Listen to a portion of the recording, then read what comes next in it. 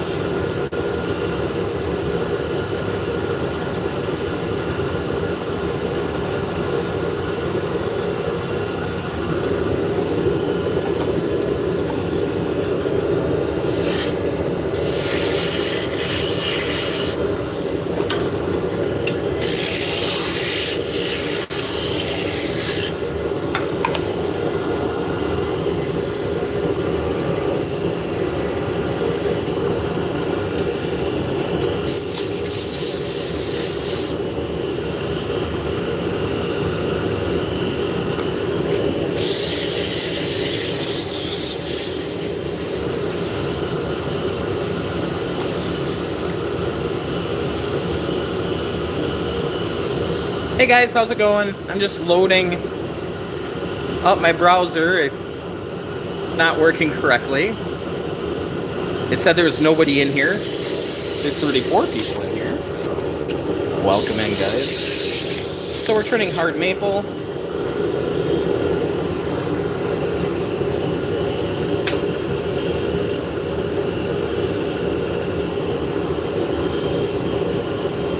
Now we're adding a little wax.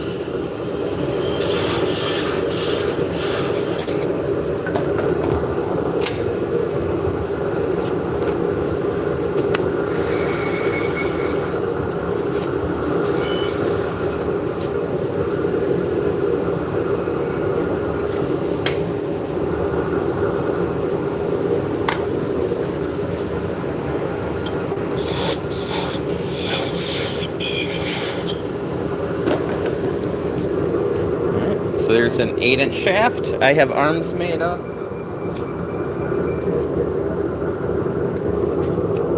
So this wood is Jobolo.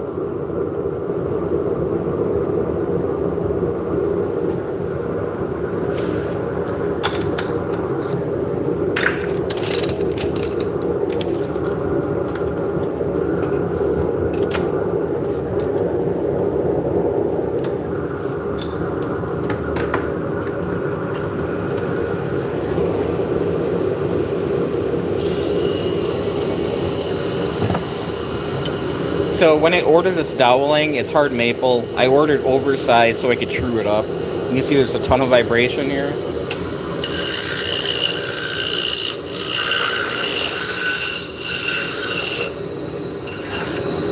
And I'm using a wrench as a caliper. As long as the wrench slides over, I'm on size.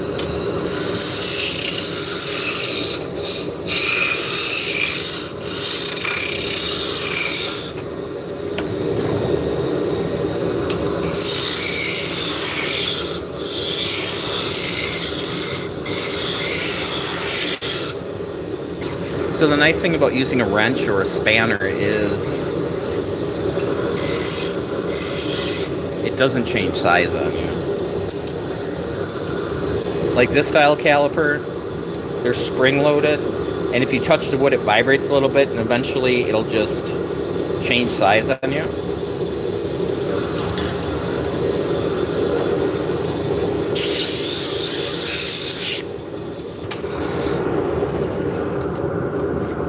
So there's a little vibration on the top there. Not the end of the world. Instead of 8-inch, we'll make this into a 6-inch.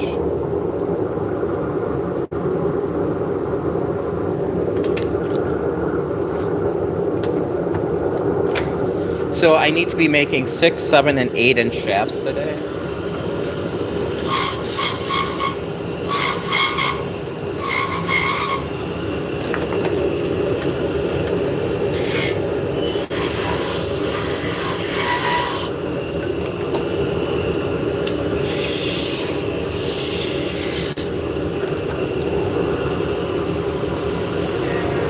Now we're just burning in some decorative lines with some wire. So this is picture frame hanging wire that I put handles on it. So I basically made a garrote and I put a magnet on it so I can stick it to my lathe.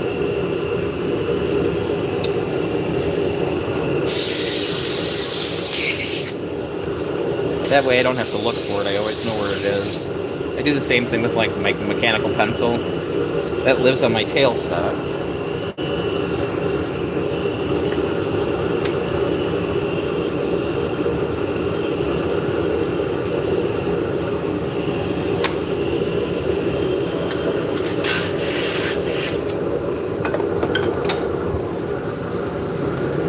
I'm going to grab my 40 grit chisel just to refine the shape a little bit more.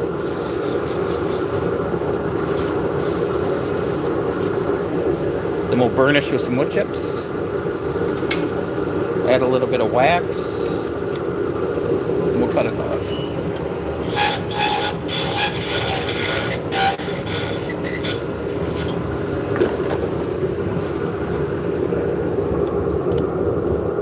So this is my Turkish Delight.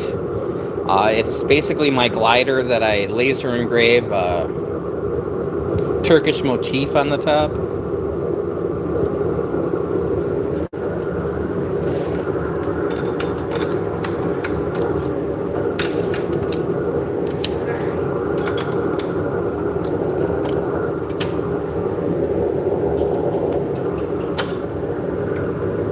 So I centered it to my live center here. And I'm going to back it out. I'm going to start it when it's not touching.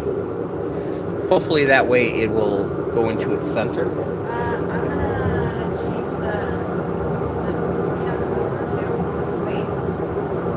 Turn the power up and speed down. I mean, I can't go over it again, can I? No, you would have to sand it. It's readable. I wouldn't be too worried about it. So I'm going to start up the lathe and then I'm going to set it in. If you had marked the center and clamp it in right away,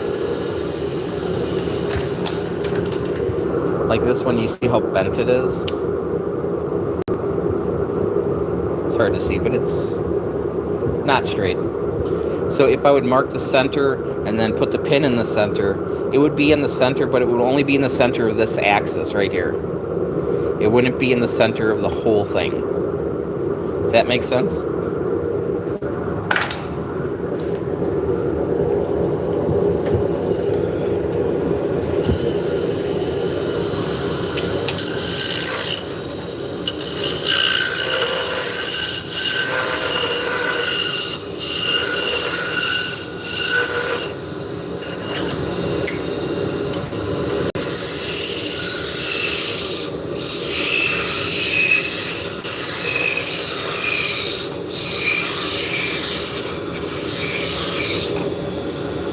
So I'm very close to being on size now, and I'm going to switch from my roughing gouge to a spindle gouge. So the spindle gouge is not as aggressive, and it gives you a better surface.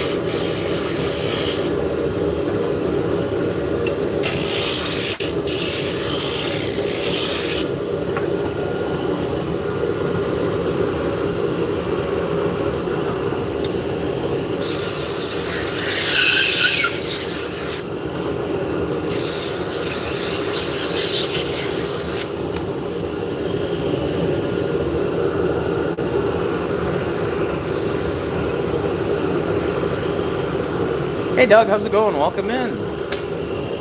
Hope you're having a wonderful day.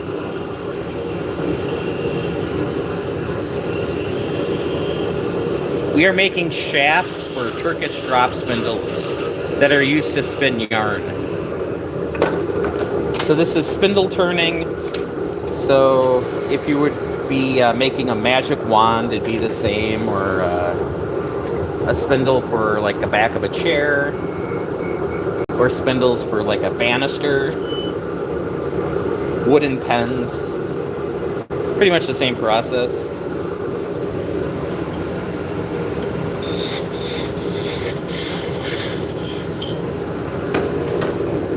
There you go, there's an 8-inch shaft made out of hard maple. And here are the arms. These are canary wood. So I have one that I've been spinning up. So the cool thing about these spindles, when you take the shaft out, the arms come apart, and then you have a center pull ball. So yeah, this came well before the spinning wheel. So people think spinning wheels are old-timey. Oh, that's much better.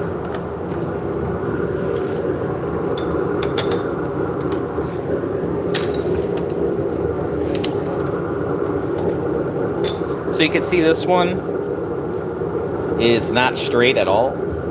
It's not that bad. We should be able to salvage this one.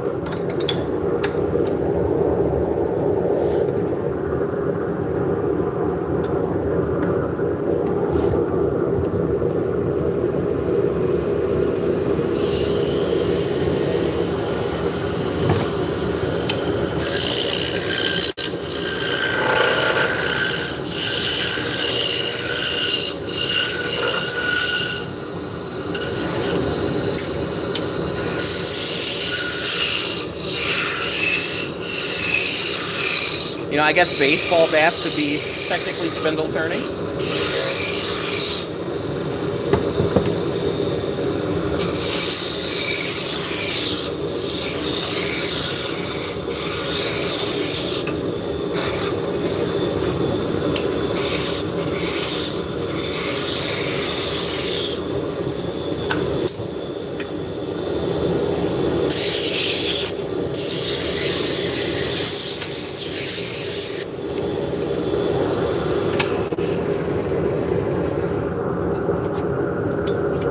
Do a 7-inch out of this one.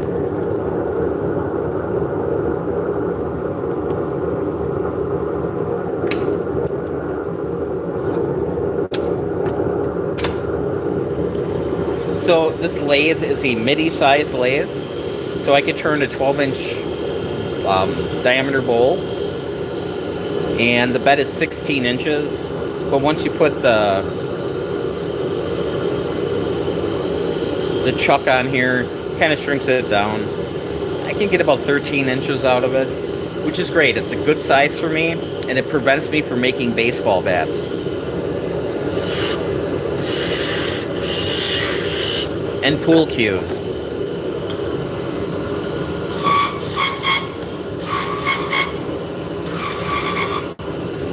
And bed frames.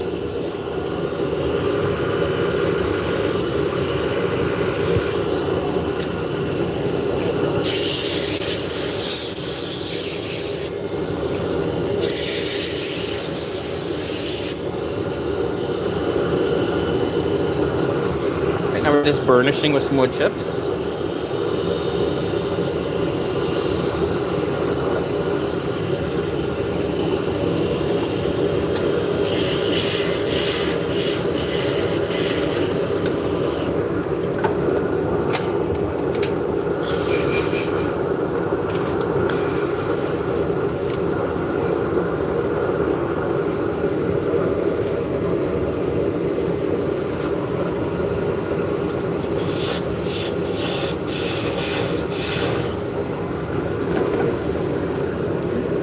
Seven-inch.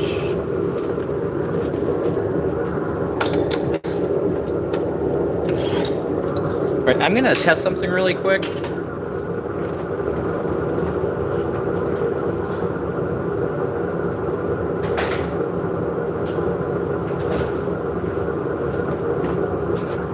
So yesterday I did some maintenance on here.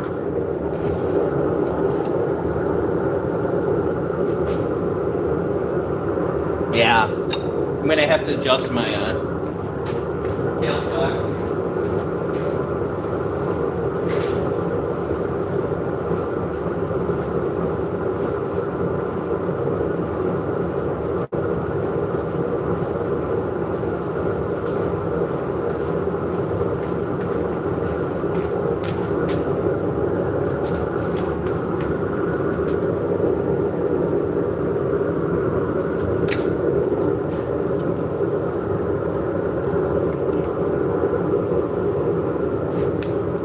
Yeah, so I took this all apart and lubricated it.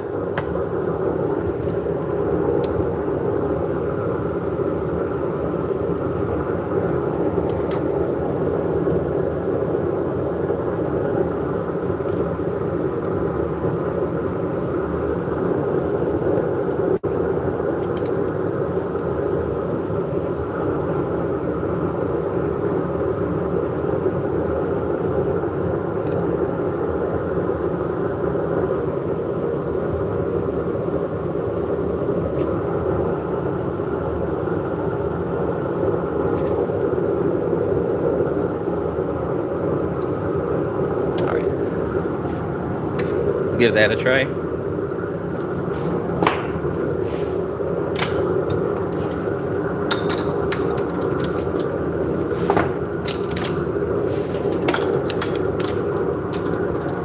So I'll give this another try, see how it works.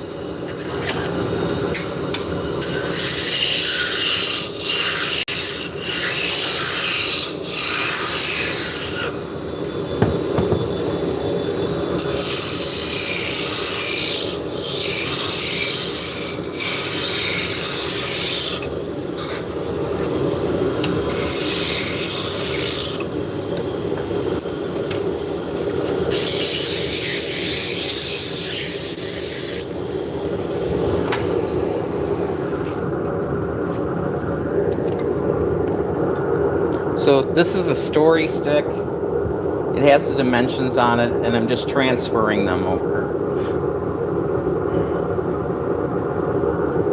So yeah, they don't need numbers, they just need lines. Here's another example. Instead of lines, I have cuts.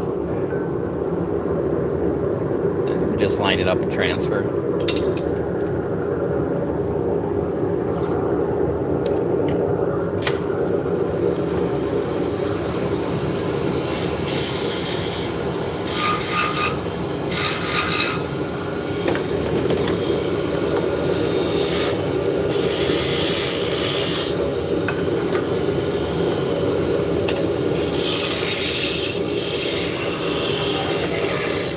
So I'm sure there's some people freaking out because I'm touching the wood. These are so thin that if I didn't support them, they wouldn't turn out.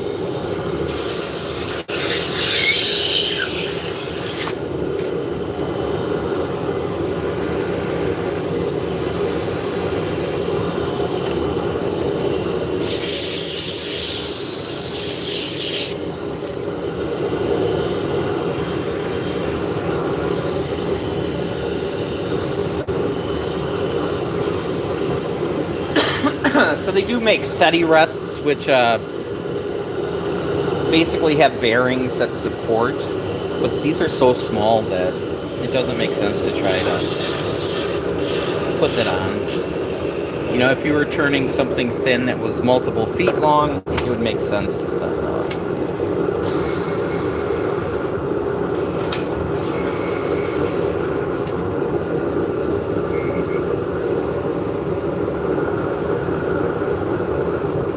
And this is a wood lathe, it's not a metal lathe, so it is belt driven rather than gear driven.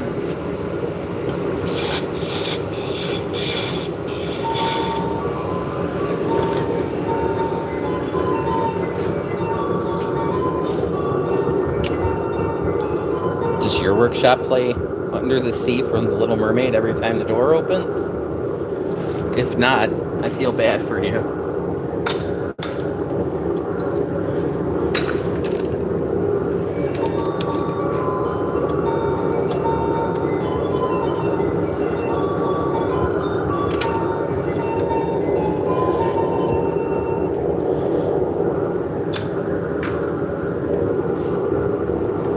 So if you're new to the stream, my name is Scott, and I make stuff. This is my day job.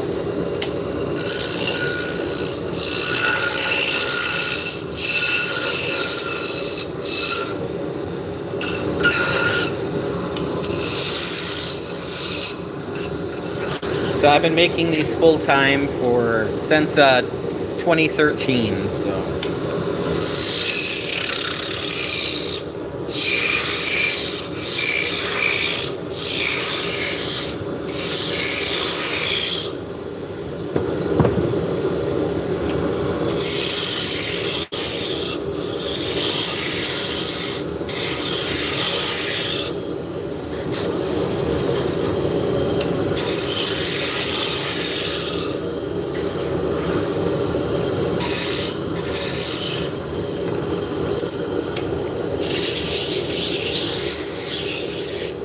So we do shows, we do festivals, and we just finished 2 big shows over the last month. And we got one more left this year. We're going to be in Asheville, North Carolina. It's actually Fletcher, but... And it's called SAF. So it's a fiber show. So after this show's over, I can get back to recording videos. Right now we're just doing live streams.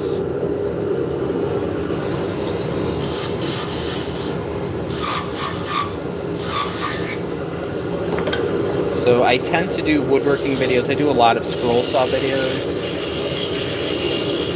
But I do plan on doing some videos about CNC and laser engraving, even sublimation, 3D printing.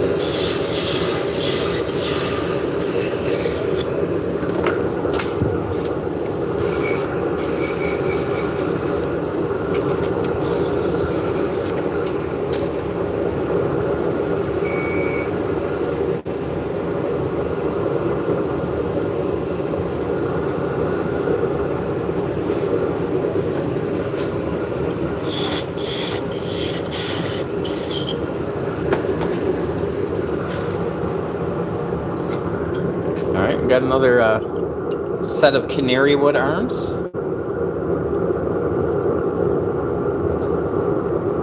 So canary wood is pretty. Sometimes you'll get pinks and purples and stuff in. You tend to need to have wormholes in it.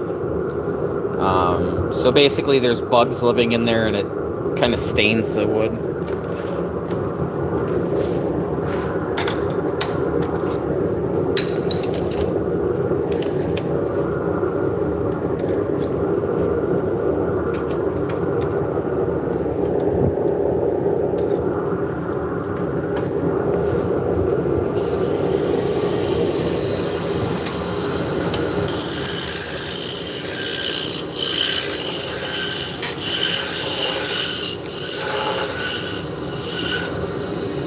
After this one, we'll go check on the 3D printers.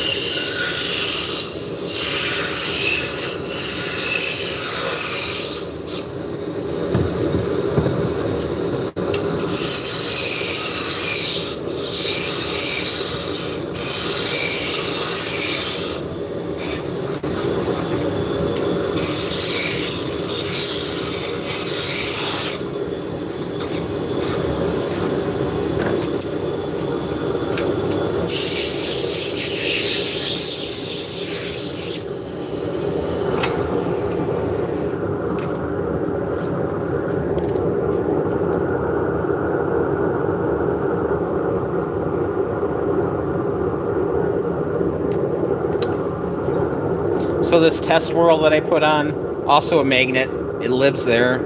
This is made out of Vera wood, otherwise known as Argentinian lignavente. It's a very hard wood. So that hole has to be 1/4 of an inch. If I use softer woods, it wears out eventually. So that's been I've been using it for probably over a year and it's still good.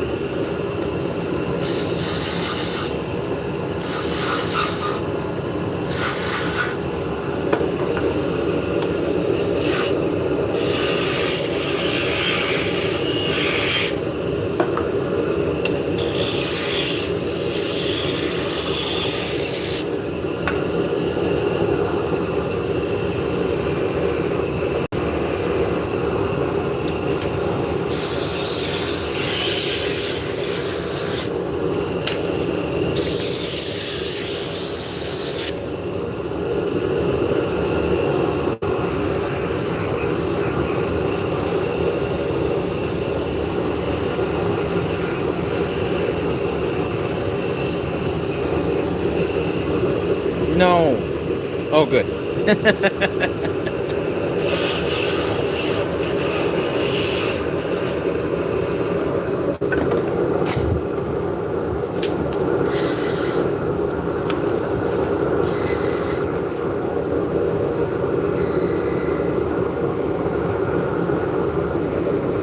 So right now the lathe is running at 3,629 RPM.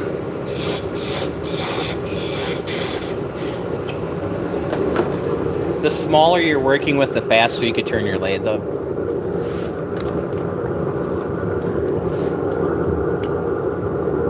Here we go.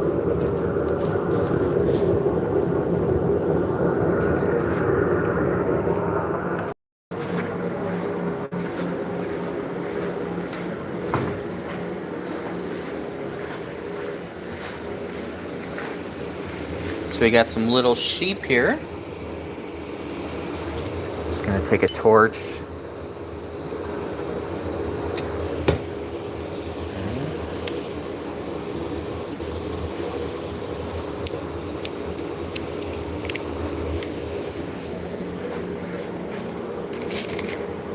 So these little sheep I give away. I put them in packages and then I've got a bowl full of them at the shows. People can stop by and pick up their little sheep. I've been giving these away probably since like 2016, 2017. So when I get towards the end of a roll and I don't have enough to make anything big with, if it's a color that I don't always have in stock, I will use my older printers and make these little sheep I give away. It's just a way of using up the partial rolls. And then if I feel like I don't have enough little sheep doing that, I will spark up my A1 Mini and make like, what is it, 112 or 13 at a time. So come over here, we'll check this out. So we're printing some nitty knotties on the X1 carbon. Let's see. Yeah. That one, we had a defect. So I'm gonna have to scrape that off the bed and then start again. So, trying to think.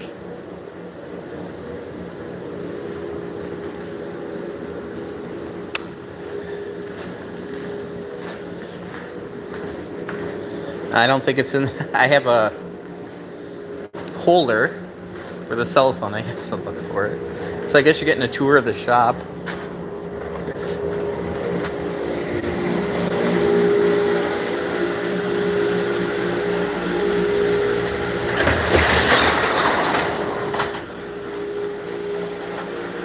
Alright, apparently I ate it, so... Huh. I'll see if I can do it one-handed.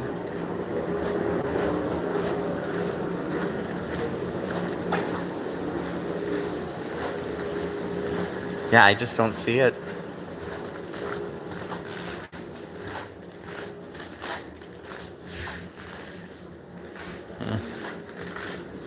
Oh well.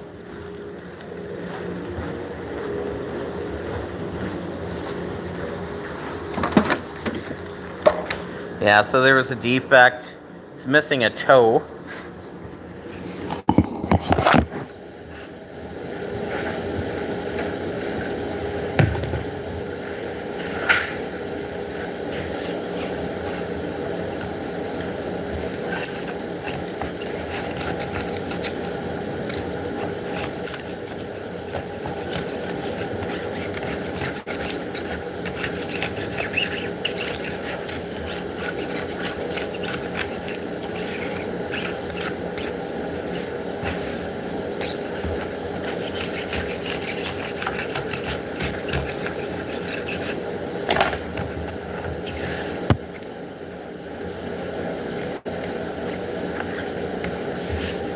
So this PEI sheet is getting old.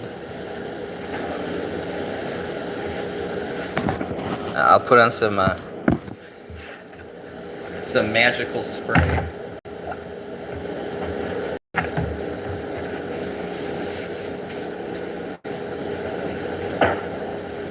Glue stick work, but little hairspray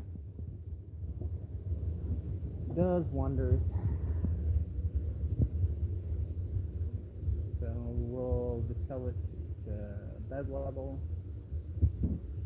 and the third slot. All right, hopefully that'll work. We got 21 minutes left on this one. So yeah, we can get 5 more shafts made.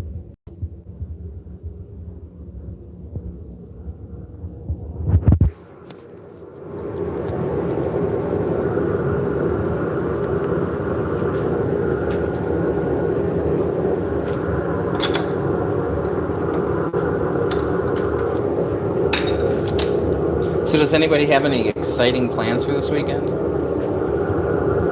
Or maybe some shop time?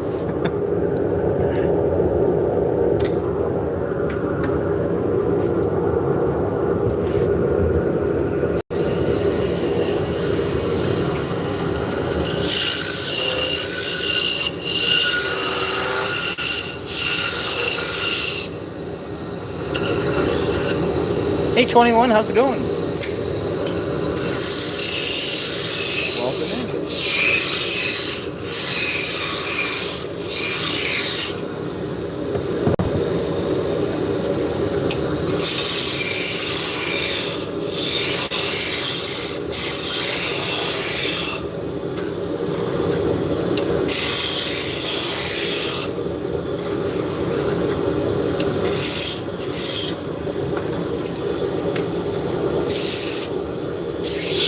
Hello, my Cyrillic friend. How's it going?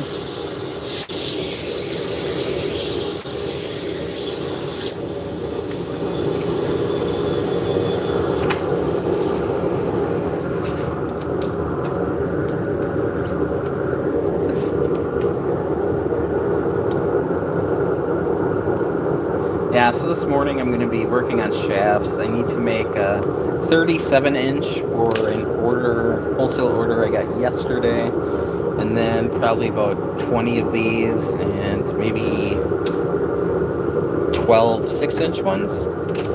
We'll see how far we'll get. I also have some CNC machining to do today.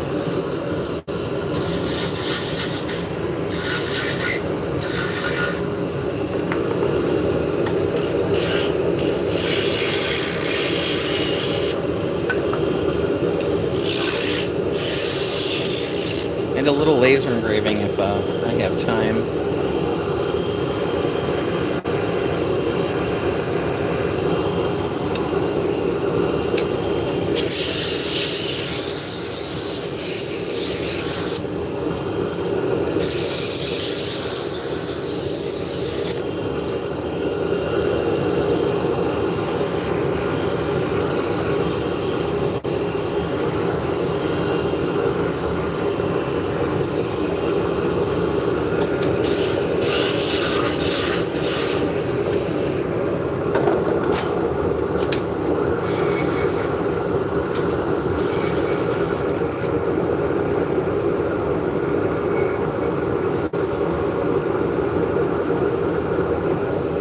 Should be a busy day.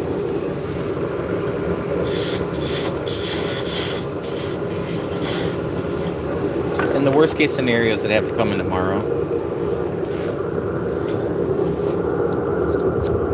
I don't think I'm going to get my girlfriend here tomorrow, but I might be here tomorrow.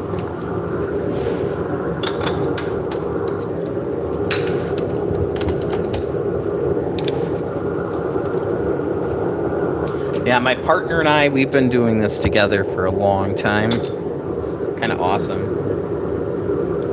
Sanding the shaft is very difficult. It's not so bad.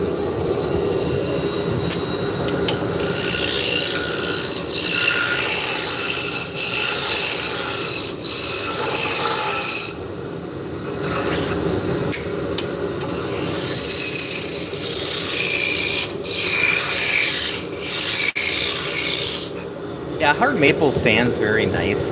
You don't get a lot of swirls in it. You can't really see the cross vein scratches too much.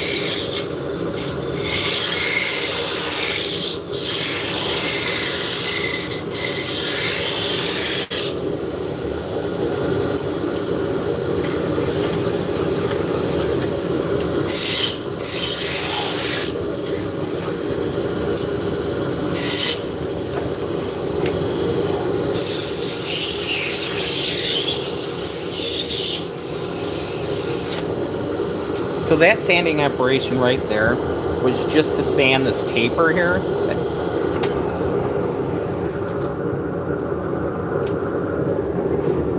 So it wedges on there, so you can see I'm turning the whole lathe, so we have good contact there.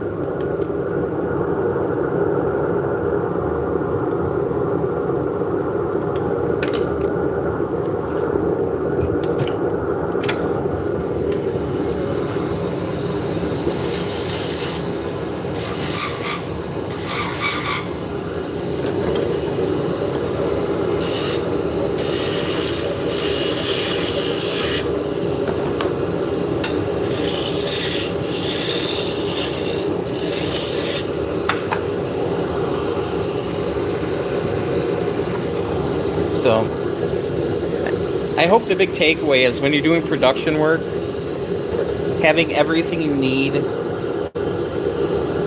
readily available and in the same spot really, really helps.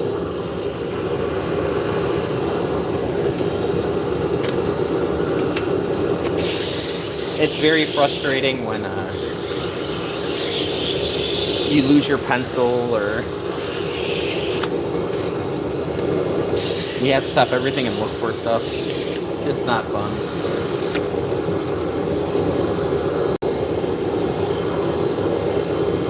Wood chips, burnish, and then some wax. Coming with the skew, we're going to form the tune over the top.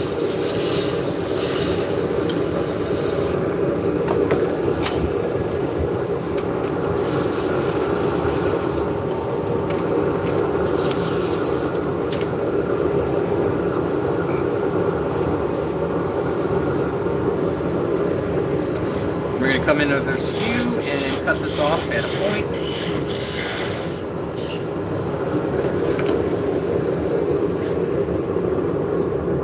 There we go. So these arms are zebra wood.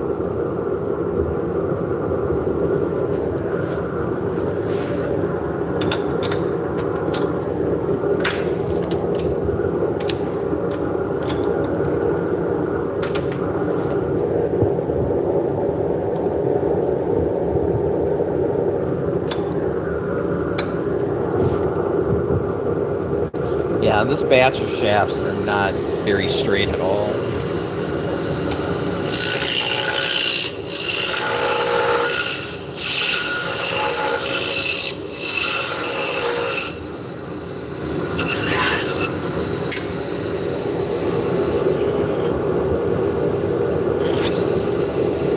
It's actually not too bad.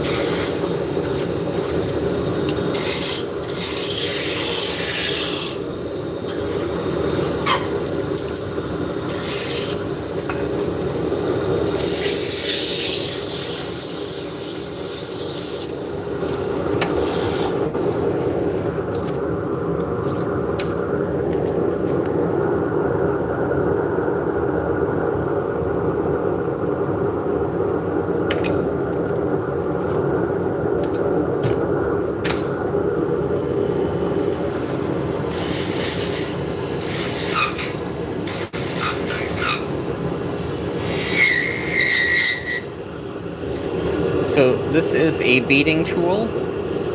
It's just a V shape. You could do it with a skew as well. You could come in here and just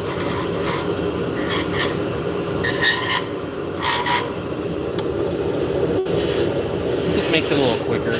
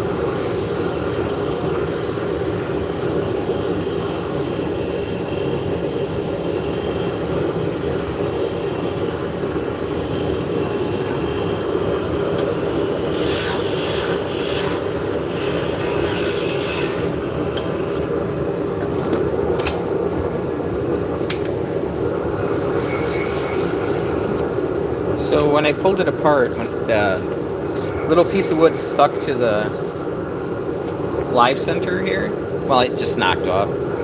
But when that happens, I just leave it on. It gives me a little extra protection so I don't run into that.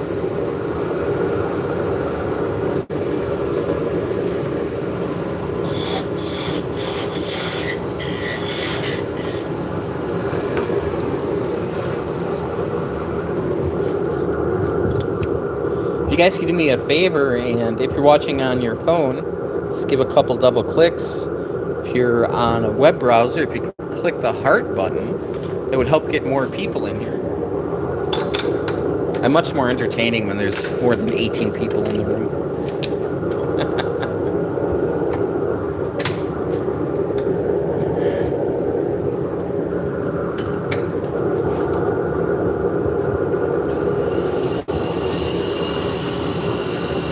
Hang on 1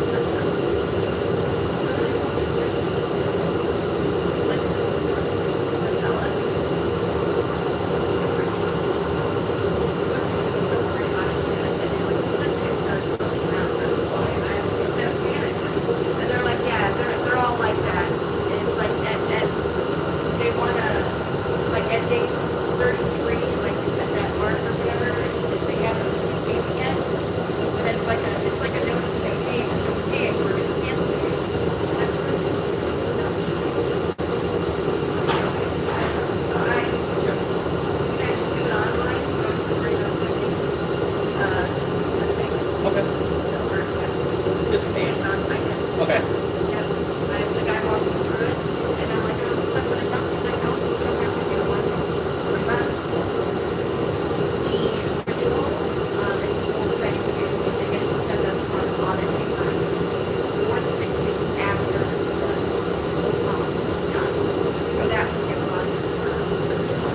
Okay.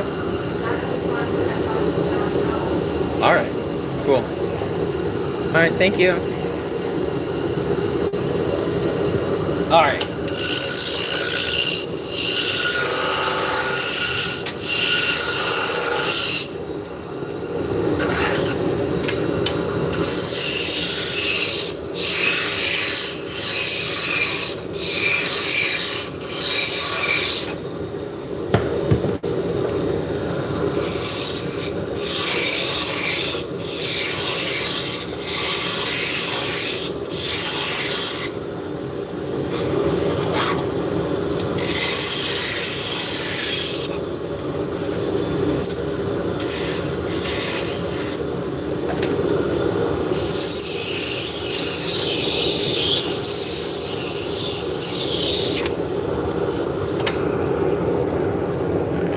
That one is bad.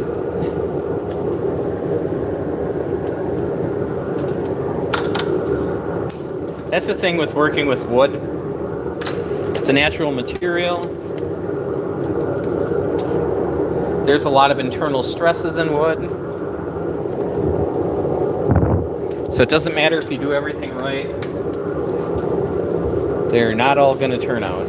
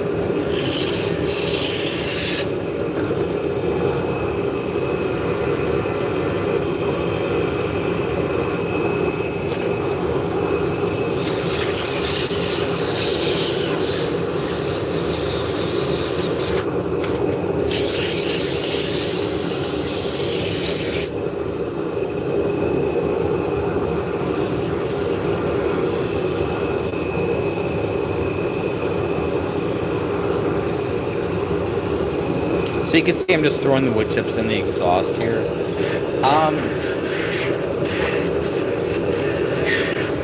The exhaust is mainly there to pick up the real fine dust.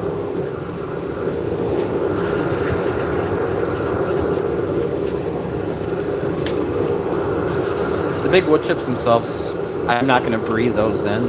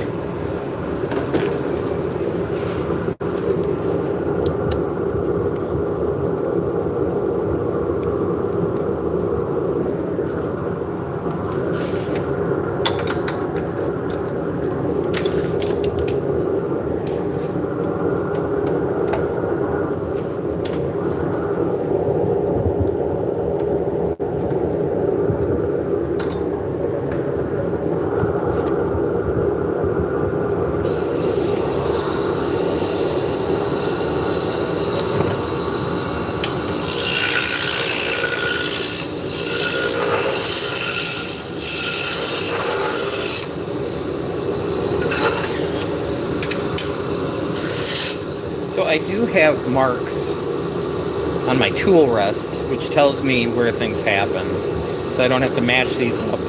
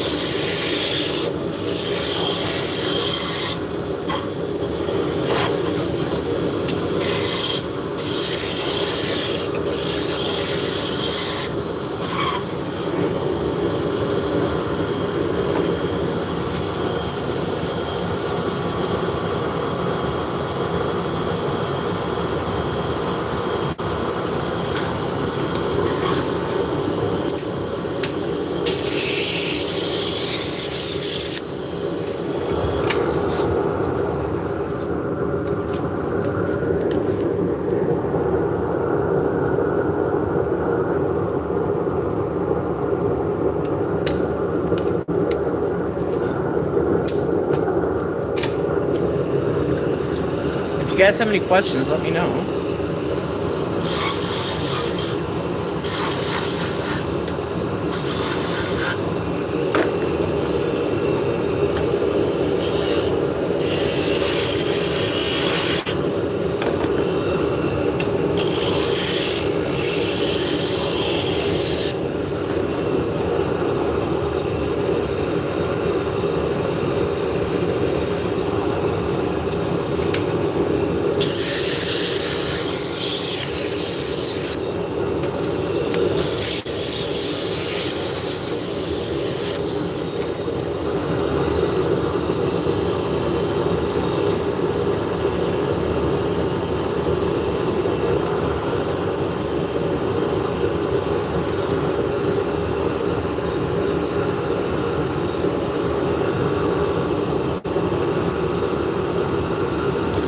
Putting the string in the notches. What's that for? It burns lines into it. So if you look, it just makes the pop out.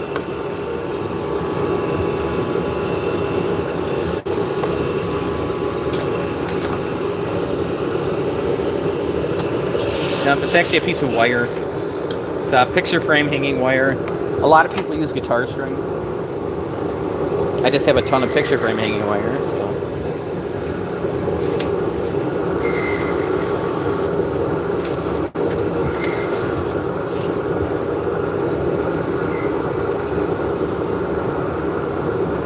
So if you look at a lot of turned items, they'll have burn marks in them because it's really fast to do.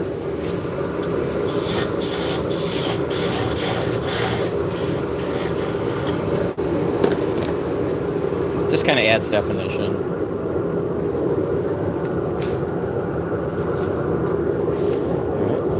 So this is Joe Billo. It's pretty clean. A lot of times you'll get a lot more dark striping in here. It'll almost look like rye bread, marbled rye.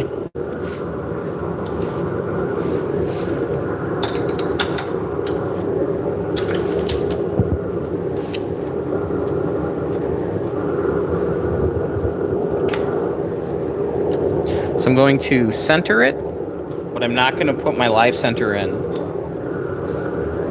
So we're going to back it out. We're going to start and then bring it in. You can see how there's a little wiggle wobble. So by doing it this way, it helps center it to the entire length of it.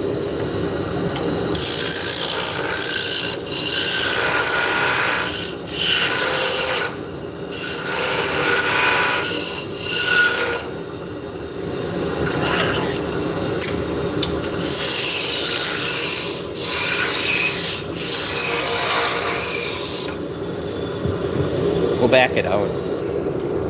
See, it's running nice.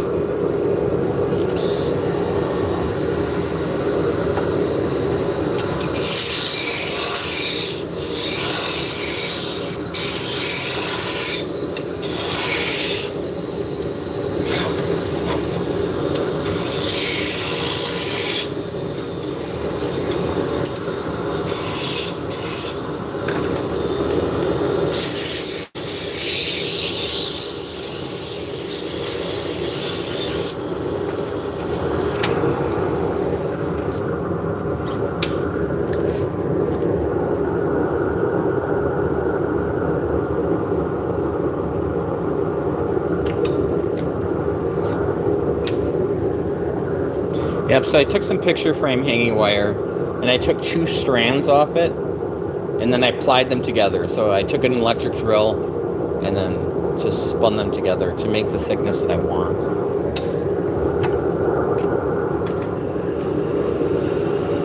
And then I put just dowels, put handles on it.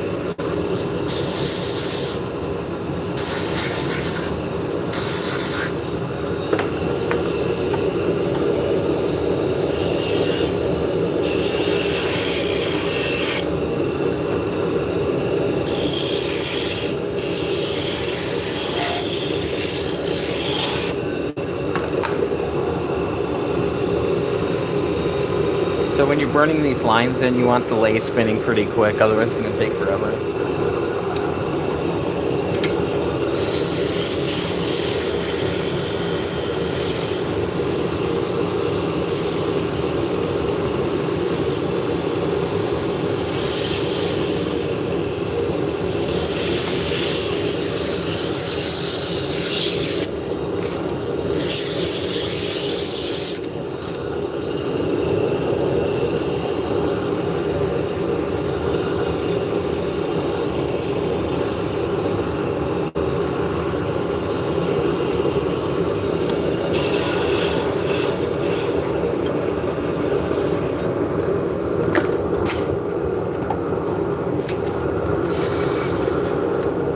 Yeah, since I'm using a 4-jaw chuck, it allows me to cut it off and keep working. Here, I'll show you how they work in a second.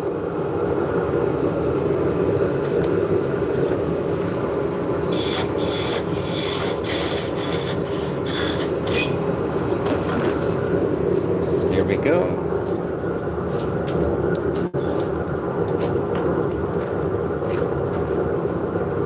I'm just gonna go grab some fiber, and I'll show you how that works.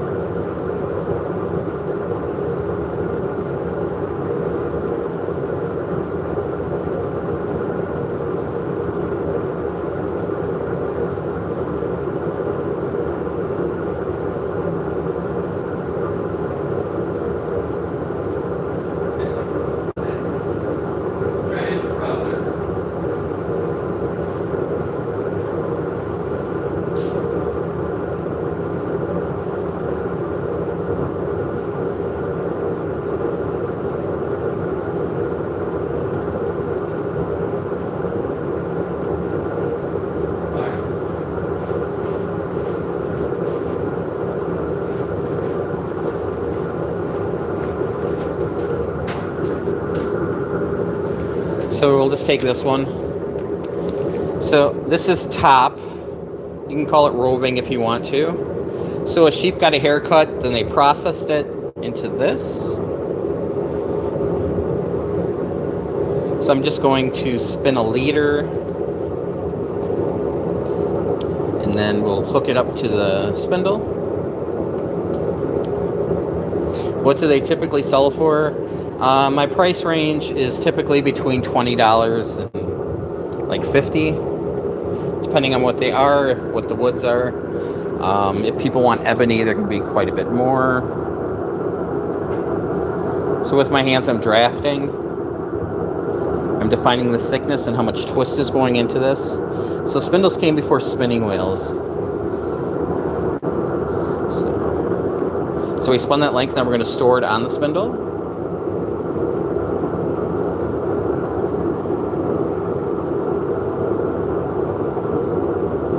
Come to the top. So these need to be balanced.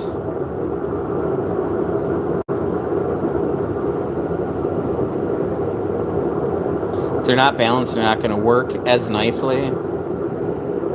We're kind of spoiled these days. And then just keep wrapping it around. So when you're done, this is a single. Most people will ply it. So I'll show you what it will look like as a 3-ply. So I just made like a crochet loop. So now we got 3 strands.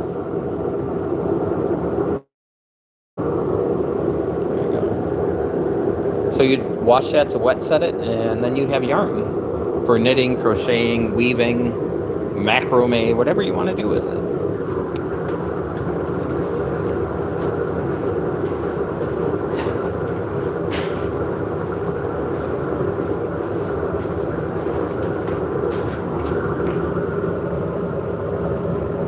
So, as far as the demand goes,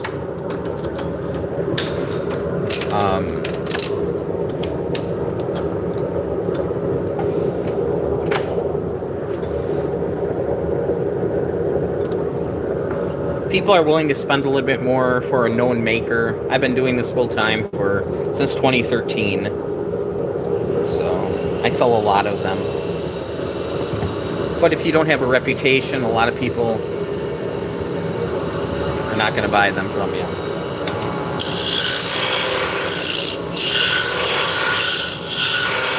You know, if there was a huge demand, you know, there'd be a lot of industrial ones being made. Like on Amazon, there's a lot coming from China and India. They're not very good, but they're on Amazon and they're cheap.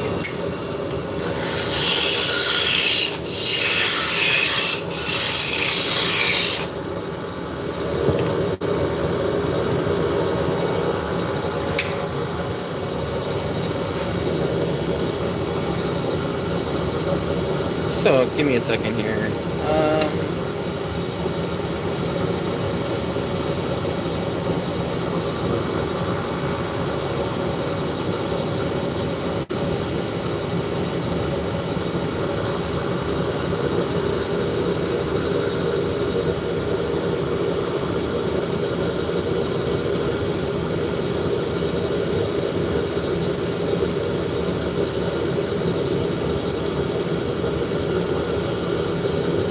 So, let's see. So, I've had 26,000, 26,000 sales on Etsy with a 5.0 rating. I've been on Etsy for 12 years. So yeah, 27, 23, 27, 24. I'm not charging a ton for these.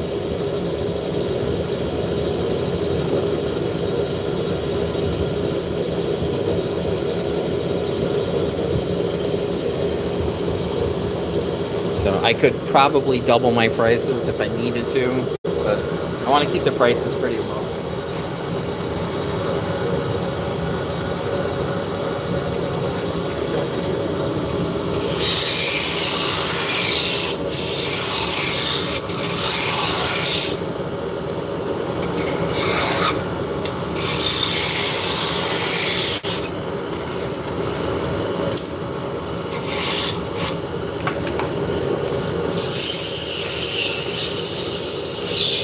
that's on Etsy, plus we wholesale, plus we have our own website, plus we do shows.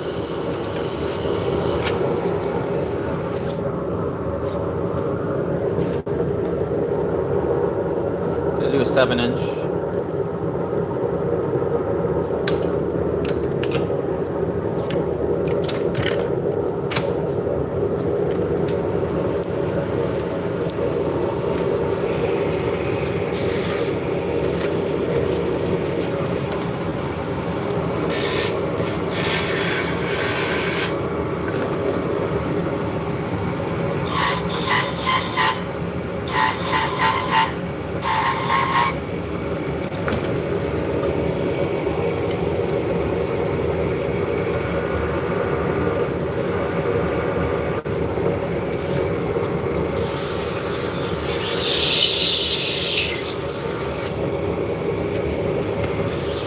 You know, I've met people who make wooden pens full time.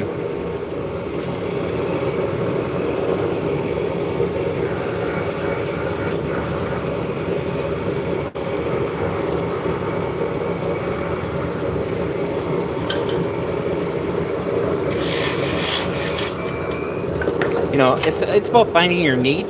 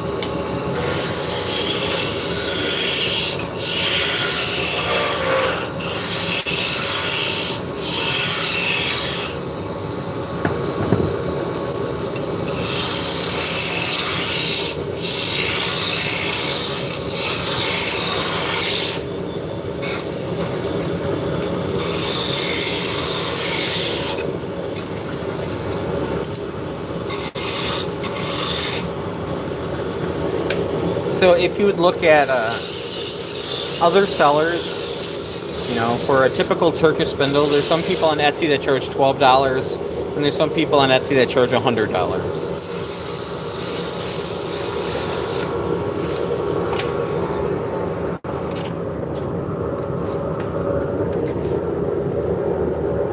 So when I started making these, I noticed that there was kind of a hole in the pricing structure. Either they were very cheap or very expensive. There weren't any kind of middle ground ones, and that's what I tried to do. It's a tool, you know, it's what it is.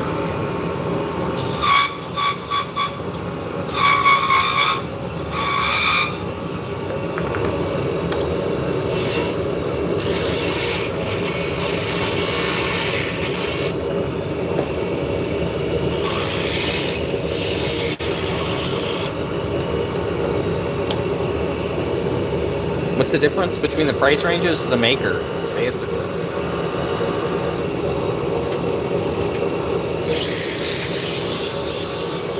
The more expensive ones tend to be more exotic wood.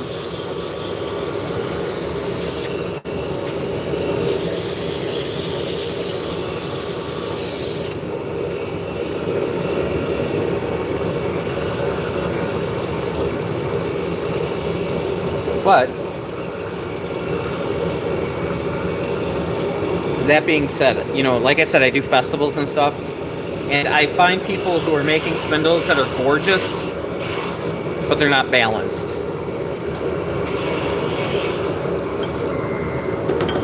Which is kind of disappointing because You get somebody who's just starting out, and they're like, oh, if I spend this extra money, I'm going to get something better.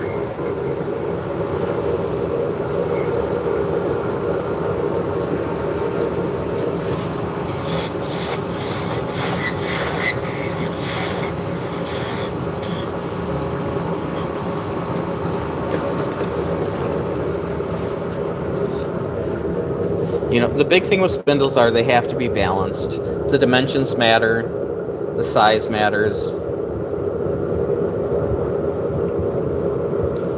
So I would suggest if you want to make these, learn how to spin first so you can test your own product. Because it's very hard to ask other people for their opinions because everybody has their own opinion on what it should be.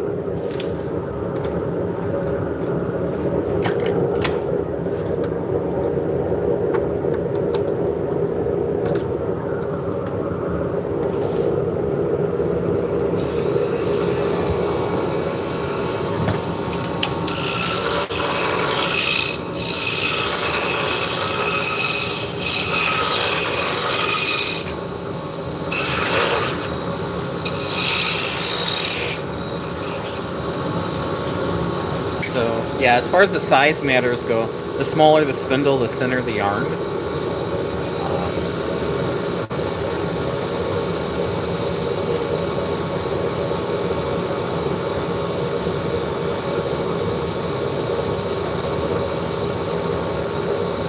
So this is the smallest one I make. This is my mini. I don't have any of the largest ones I make sitting around. I'm not going to go hunt one down, but the arms are about that long.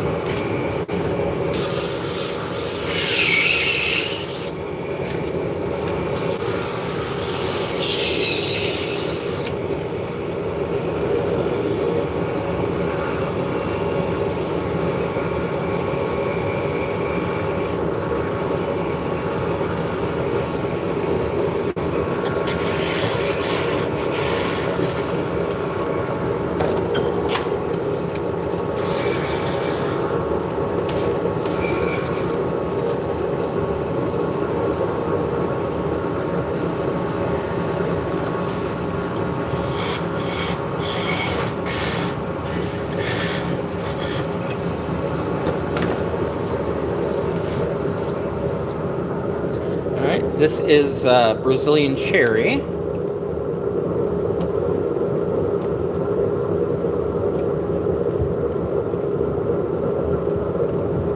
So I do an oil finish on these.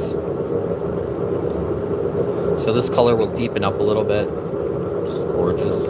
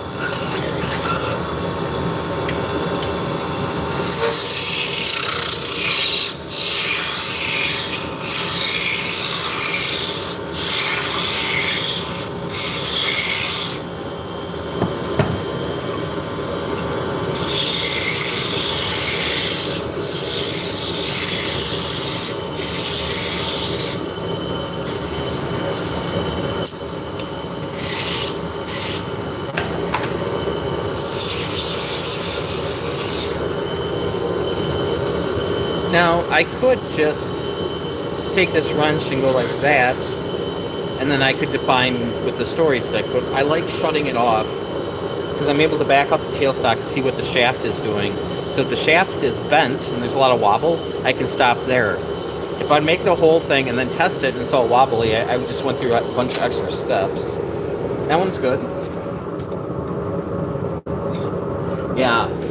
They never change size. You know, I wouldn't do it with a big wrench or anything, but this does work out really nice.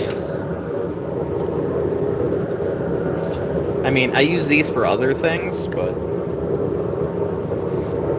these tend to change size.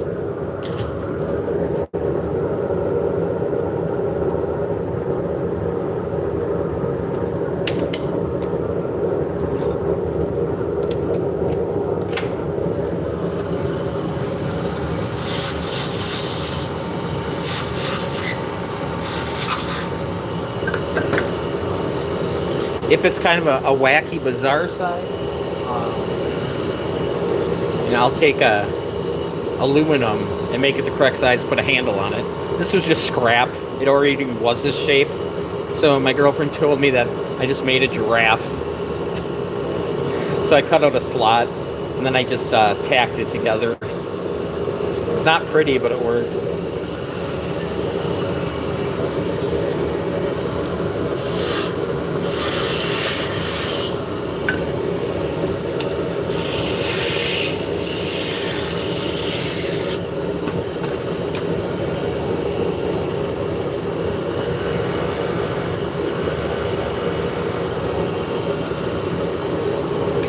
A lot of times, when I'm making a jig, I'll make it really quick with the idea that if it works, I'll make something nicer. But then I get lazy and, well, since this works, I don't need it to be pretty.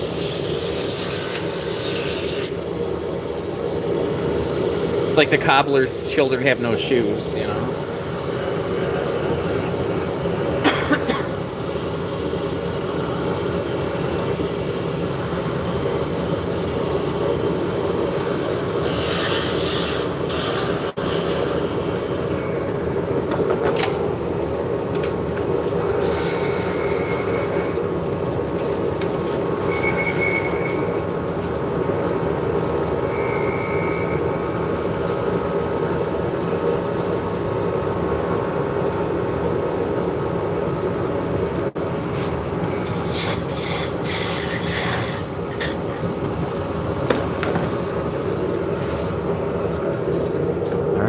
So these are Argentinian ligamente.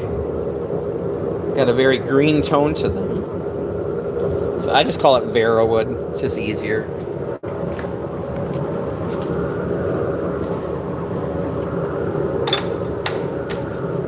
Two syllables rather than 7 or 8.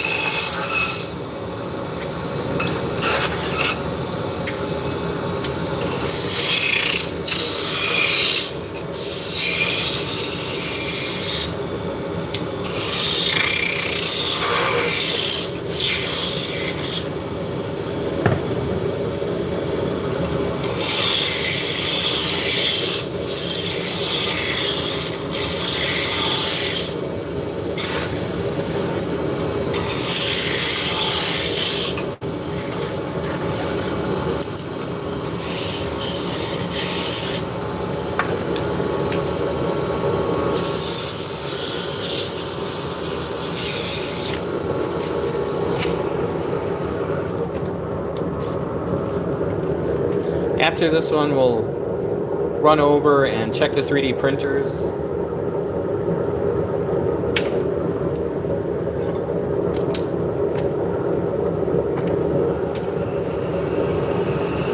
Yes.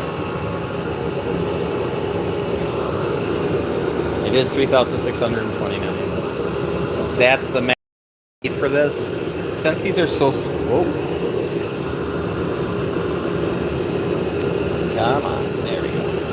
Yeah, since these are so small,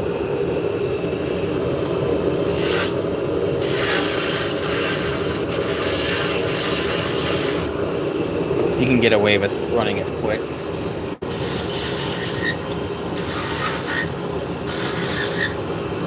My Rikon lathe had a max speed of 4,000, and I'd run it at 4,000 all day. I'll turn it down sometimes when I sand,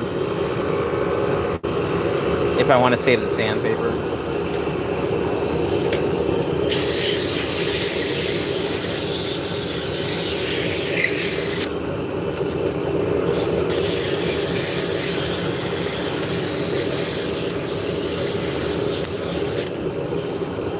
But then you want to turn back up to full speed when you burnish.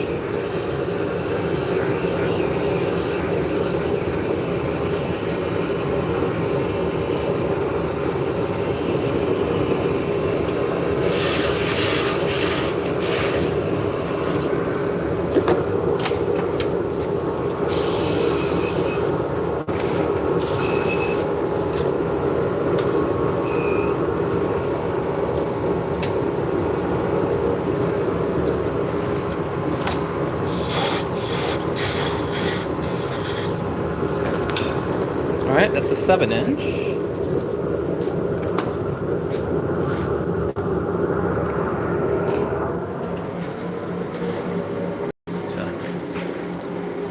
So that's my winter projects right there. When things slow down a little bit, I'm gonna get all those spinning wheels up and running.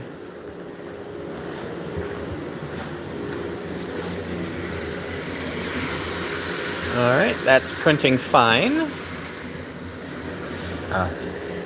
Believe it or not, I found that like just on the side of the road. So that one finished up. These are nitty knotties that you wrap your yarn around to make a hank.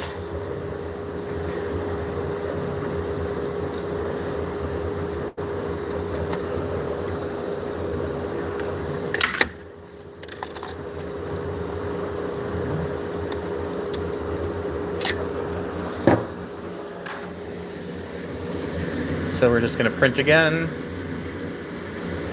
We don't need flow calibration. We don't need the bed leveling. We don't need the time lapse. Go to next. We want it to be purple, so we're going to go with slot 1. And hopefully that's it. So these little sheep, we got about another 4 hours.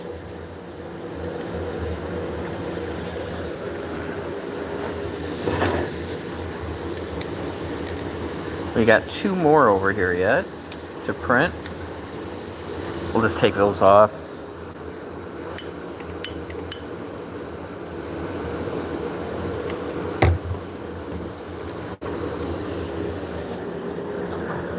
So I'm guessing I have pretty much a kilo of little sheep.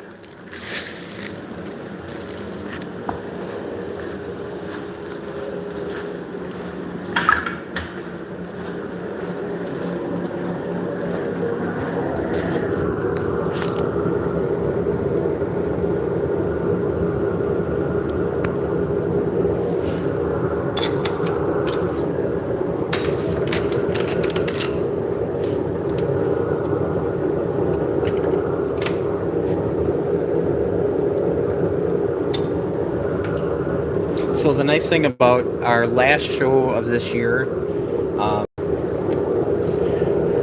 all the inventory for the show that doesn't sell, we can put online. So that's going to give us the ability to list things, and then I'm going to be working on some new things. So I still have that income coming in.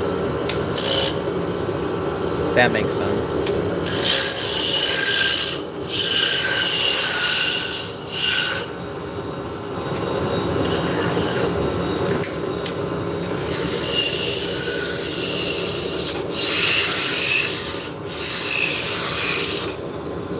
So when you do festivals, a typical booth size is 10 by 10. We tend to get 2 booths if we can, so we do 10 by 20.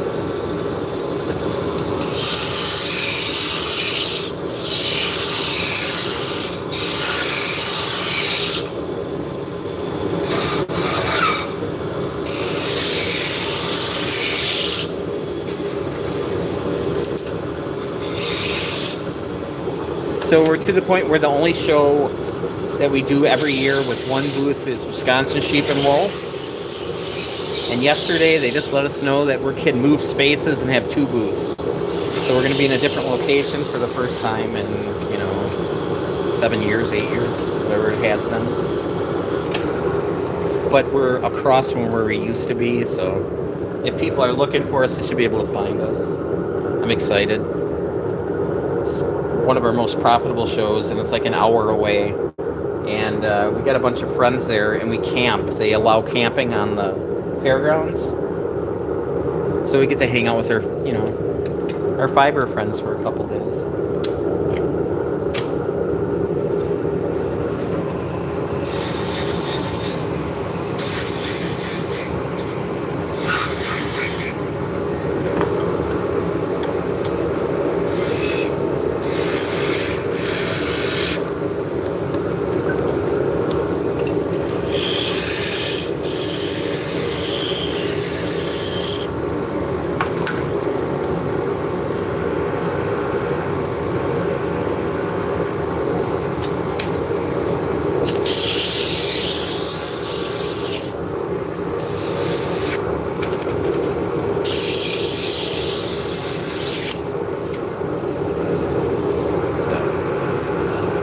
I am listening to music right now, but YouTube doesn't like me sharing it.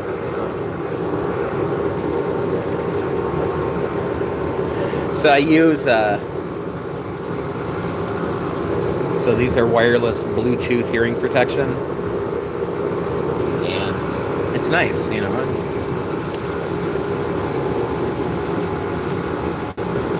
I have a USB adapter plugged in for Bluetooth, so that we can connect multiple devices.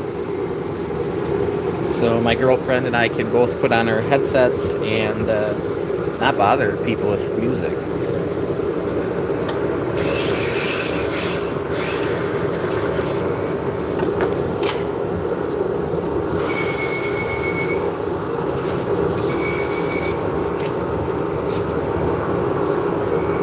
I purposely do not have a stereo in here. I don't want to piss the neighbors off too bad.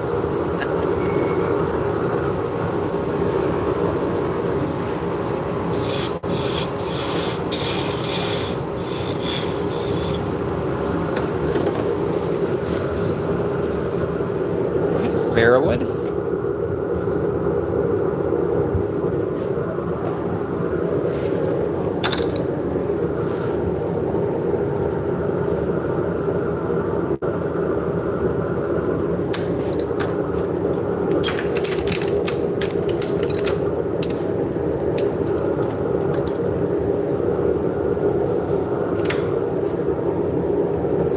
So I worked almost 20 years in factories.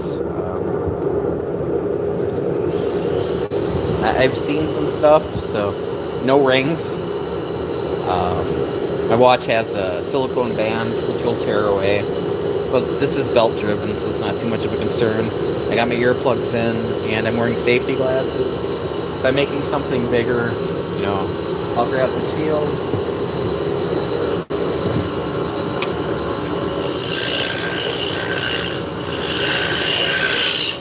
I would really hate to file a workman's comp claim.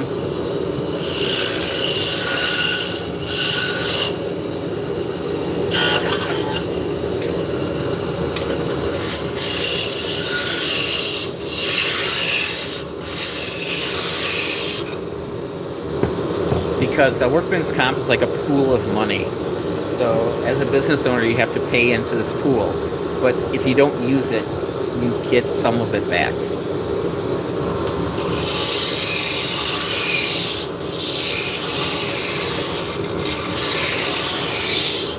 At least that's the way it is in Wisconsin.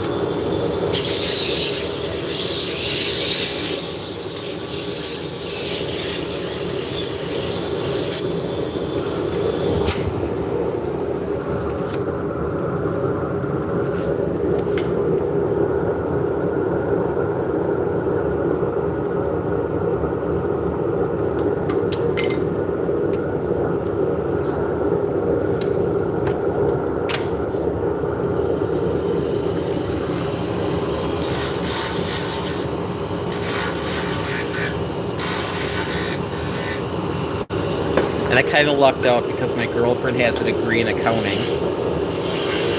So she does the books.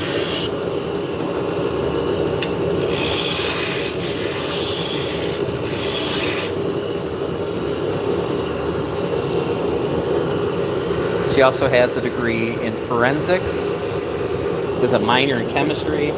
So I have to be nice to her because she could probably poison me and get away with it.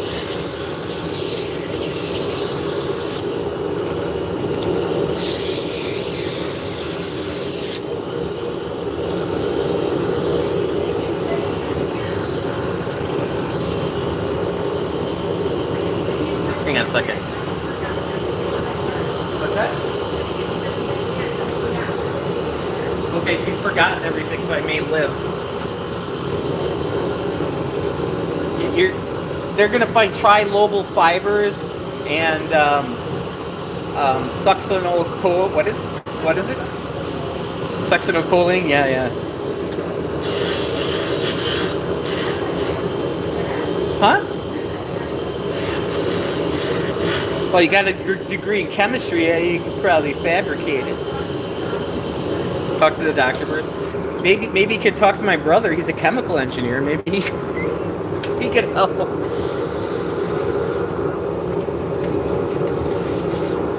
This Kool-Aid tastes a lot like antifreeze. Just saying. Yeah, we've been together over a decade. We're good.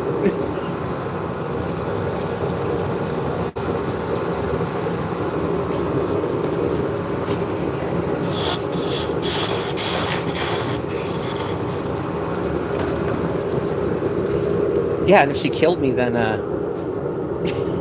she'd have to find a different job. She doesn't want to do that.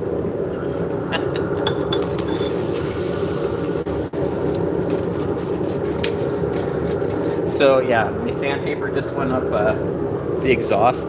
I actually just have a bunch of chicken wire that's shoved in there that just prevents things from getting sucked all the way through. Like, there's nothing worse than having to shut off your extractor, take it apart to pull out a piece of paper because it'll get wedged in the cage before the fan.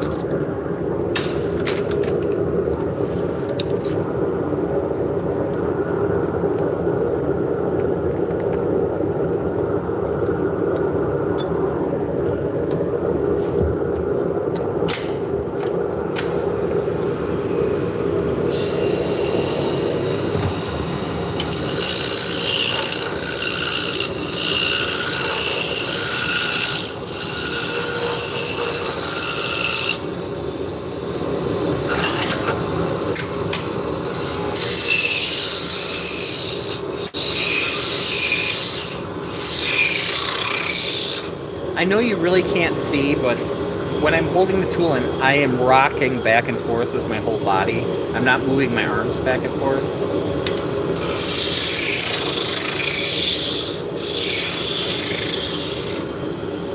Hang on one second.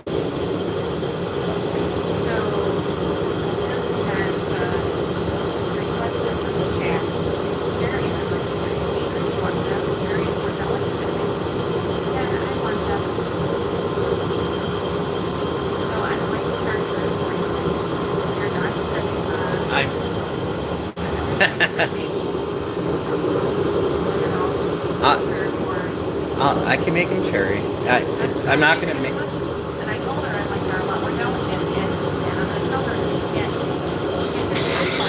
Alright.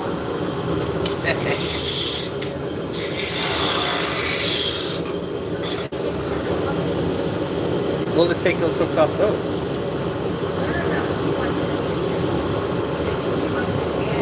Oh.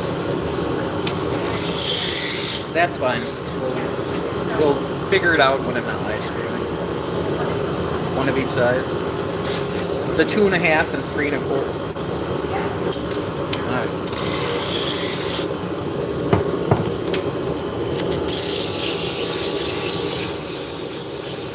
Hey, I'm just babbling.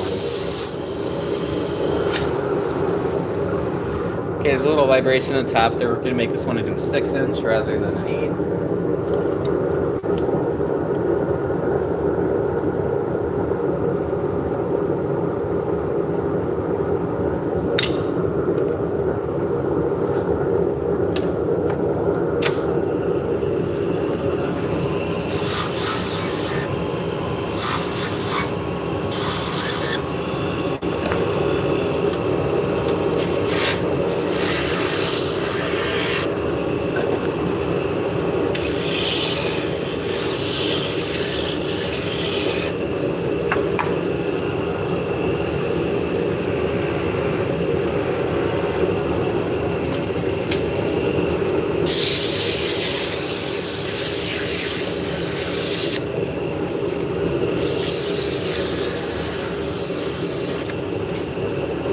So my sandpaper, it's Gator Flexi film. So it's kind of got a plastic back to it. And it holds up really nice.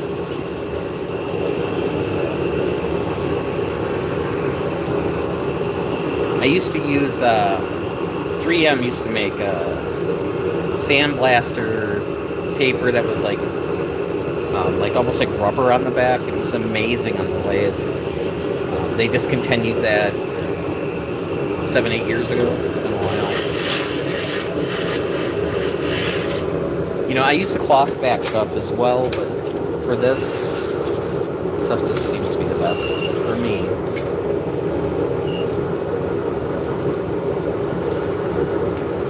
So these are like half sheets.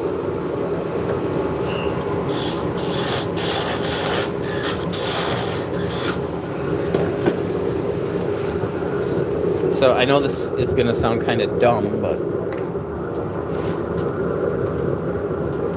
I'll take the full package and then I will cut it with a scroll saw with an old blade on it, and then I'll take the 2 halves and shove them in here. So this is like 4 packages. But using the scroll saw with the old blade does a very good job. And then you throw the scroll saw blade away, you're not dulling, you know, a pair of scissors or whatever to cut it. You're not having to tear it. Just zoop. You know, I wouldn't do it on a bandsaw, but like the scroll saw, you know, you got an old blade, go for it.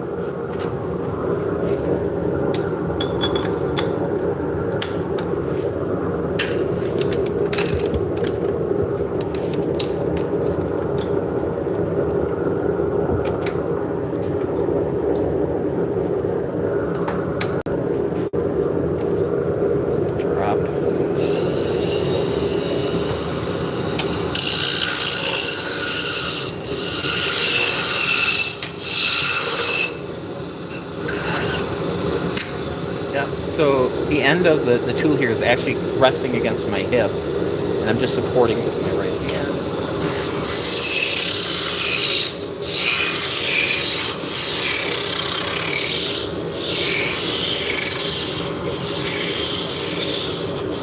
And then I'm just rocking back and forth.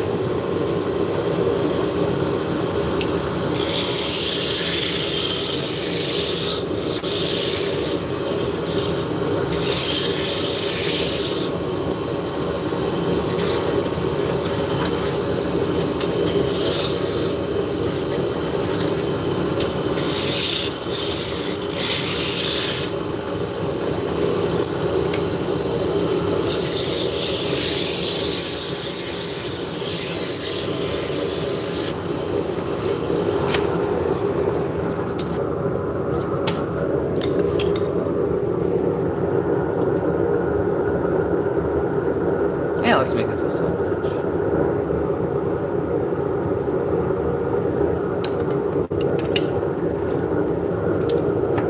So if you guys are just tuning in, we are turning hard maple on the lathe and making shafts for Turkish drop spindles that you use to spin yarn with.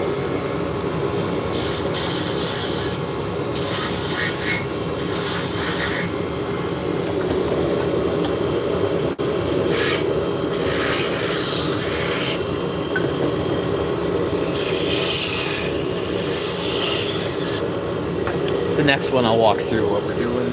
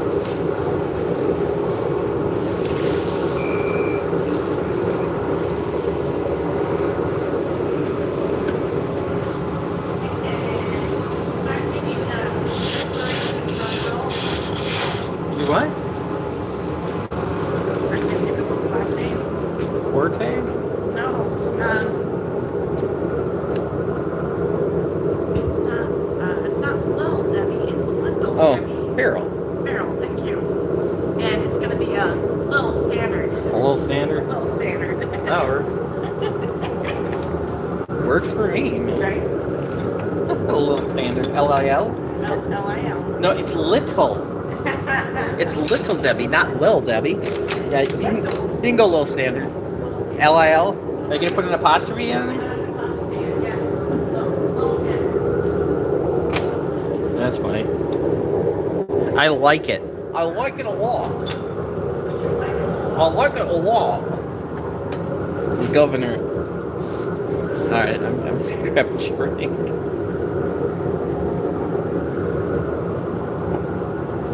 That's the first spindle she's ever named. So there you go.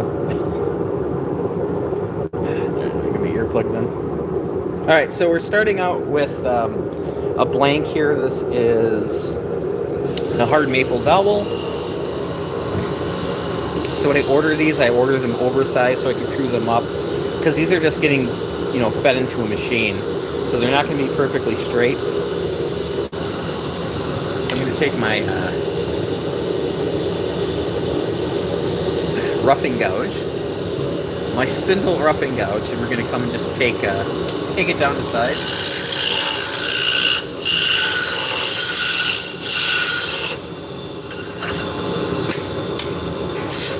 Now I have marks on my tool rest, so I know where things happen. So that one's the bottom, this is where the taper ends, and this is the end of the spindle.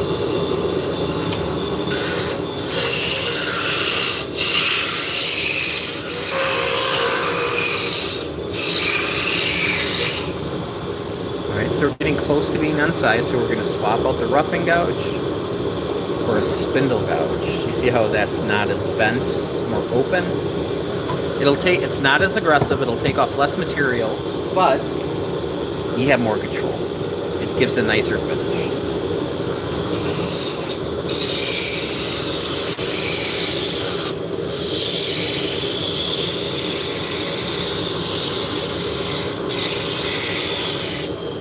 Then we'll use this wrench as a caliper. That looks good. Now I'm going to do quick sand. The reason for this is I'm just sanding for this taper here. So we're going to lock that in. So this is my test swirl. You can see I'm turning the whole lathe with it. So we have nice contact. So when you put the spindle together, that's going to lock. So I'm going to grab this is my story stick. It's just got a bunch of lines on, and I'll be able to transfer them over. That way they're all going to be pretty close to the same size. And you'll have the same amount of material out the back and out the top. So if you would break your spindle and order a new shaft, it would sit in the same location. So there you go.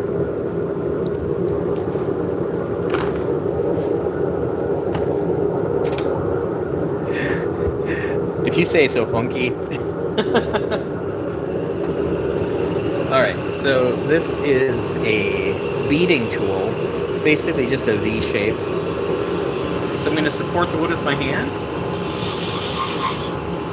and set some beads in. And then I'm going to come to the top. There's going to be a finial. I'm going to use my skew to lay that in and define the diameter underneath the finial. So when you're using it,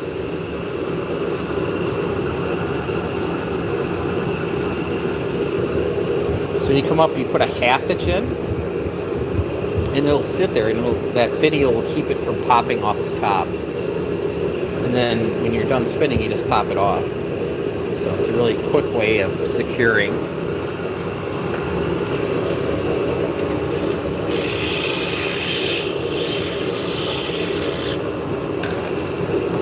Now we're going to come to the bottom here. We're going to burn decorative lines in between those beads.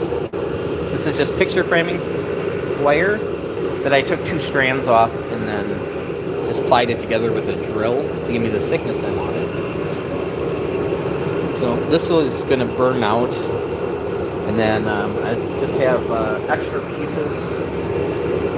So I'll use it till it gets about that big, and then I'll swap it out for a long piece. A lot of people use guitar strings, and those don't wear out as fast. but I got a bunch of this wire. I've got a bin full of it, so I gotta use it. Because I'm cheap. Alright, we're just sanding. Now we're gonna grab some wood chips. We're gonna burnish the surface. So I'm gonna just hold the wood chips on. Think of it like a friction polish.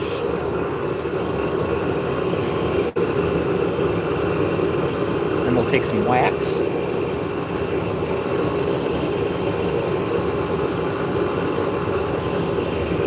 What happens if it breaks and then you make another one? Oh, if this breaks, I just move the handle down. And then just keep going. So that's as much as I can do while between centers.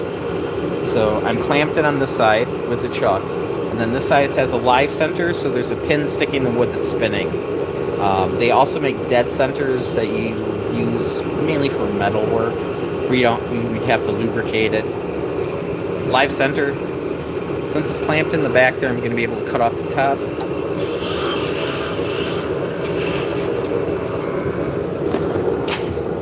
How fast does it spin? We're currently spinning at 3,629 RPMs.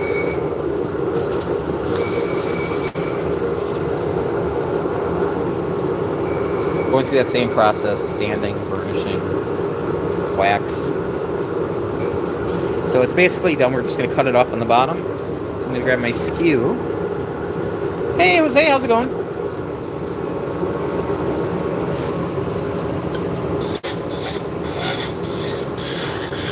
Welcome in. So let's cut off on the bottom. This gets sanded and waxed in the next process when we're sanding the arms. So these are standards. These are cherry. There you go. It's running nice. So the next step would be to sand this out, round over the edges, sand this, put wax on this. This gets a mineral oil finish. Then we're going to laser engrave in the name, the wood type, and then the weight of the spindle on the bottom. And then it's good to go. When we're sanding it, we're also balancing it. Balance is very important on these. Oh, thank you. I've been doing this for, 12 years, full time. I make a bunch of different spindles as well, but I think the Turkish are what I'm known the most for.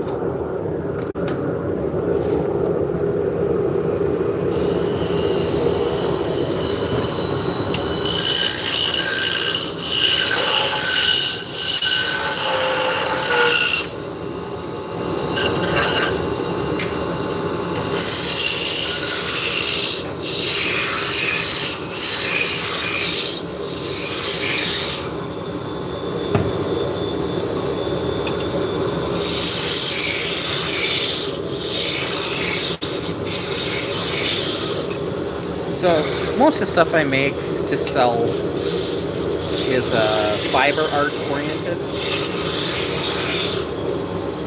How long does it take to make one? The shafts usually take about 5 minutes each. Laying out the patterns, cutting them out is going to be probably another 10 minutes. That's 15. Sanding, probably another 5. Yes. Yep. The difference is the live center has a bearing in it, so it's spinning. Where if it was a dead center, it would just be a pin that would be sticking out.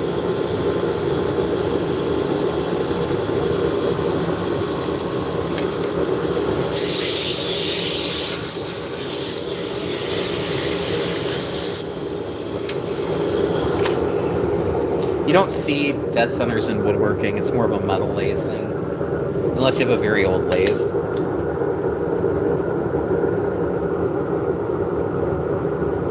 And you can get them in a bunch of different shapes and sizes. The This is a custom one I made. So this one actually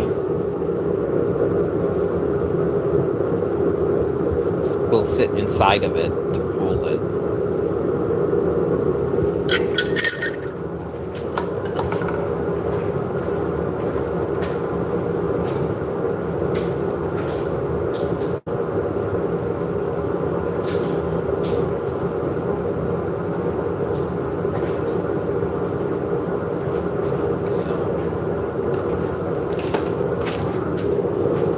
They come in a bunch of different shapes.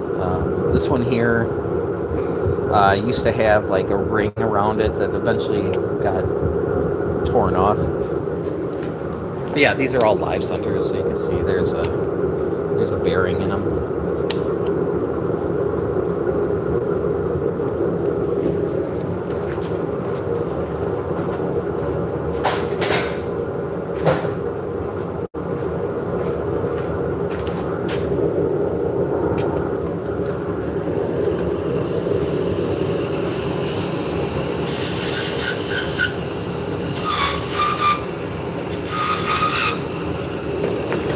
So, you know,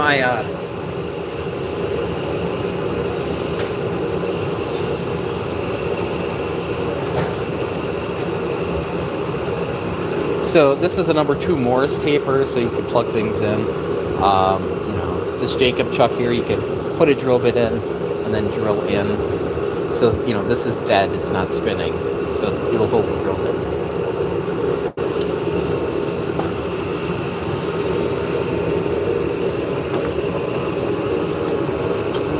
So yeah, number 2 Morse taper is pretty typical for MIDI size and full size lathes, for wood lathes. If you get a little pen lathe, they might have a number 1 Morse taper, which is smaller. There's a taper, so it just wedges in. So if you got a drill press, more than likely it's got a number 2 on it.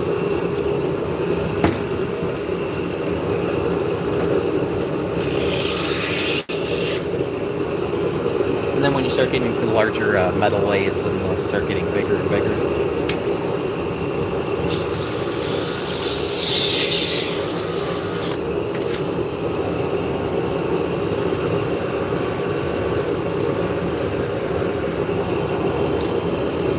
Yeah, so if you get a pen lathe, maybe it has a number 1. You know, I've gotten woodcraft because I needed to get a different.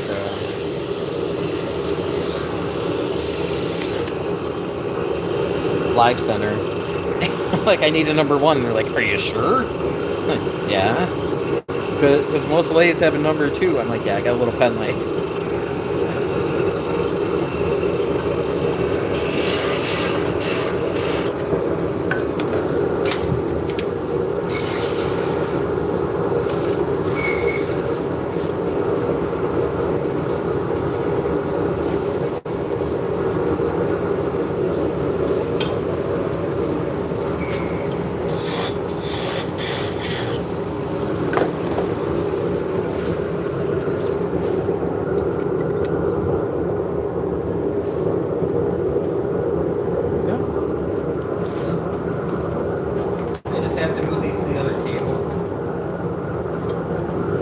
My hands are getting full.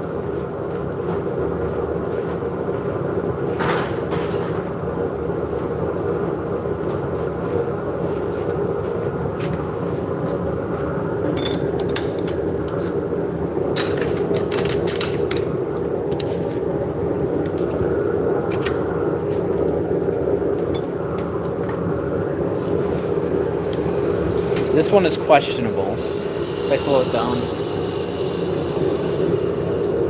so you could see.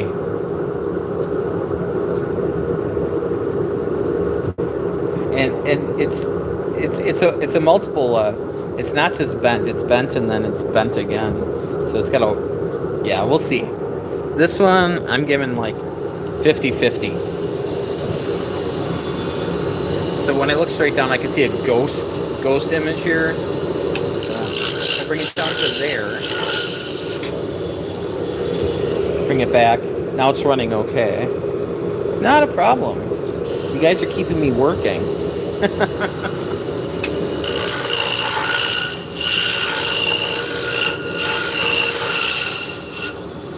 Yeah, in November, my project videos are going to start up again. It's just, I've been so busy trying to get stuff done for shows. Didn't really have time.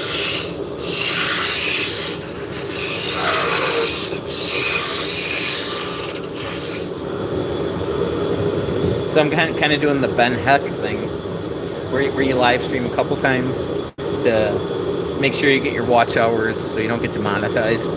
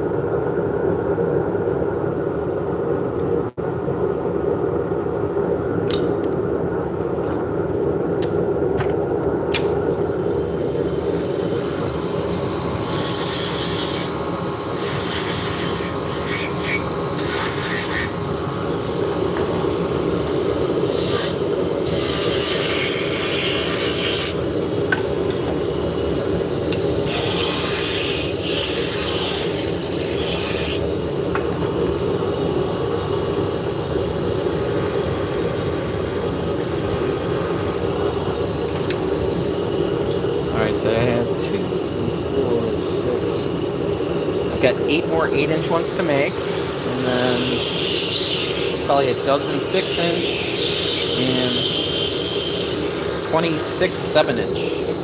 Obviously, I'm not going to be doing those all right now. I'm going to try to make it another hour.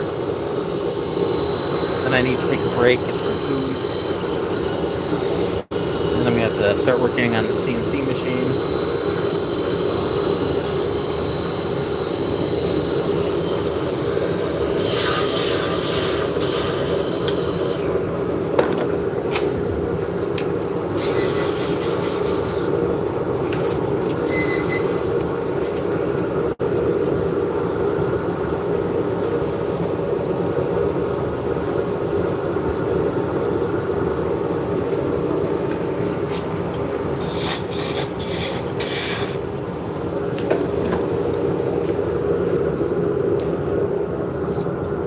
So I'm thinking tomorrow I'm going to be making top whirls.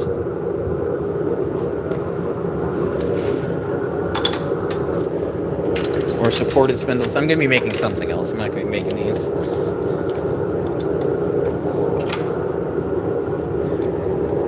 Or I might take tomorrow off. We'll see what happens.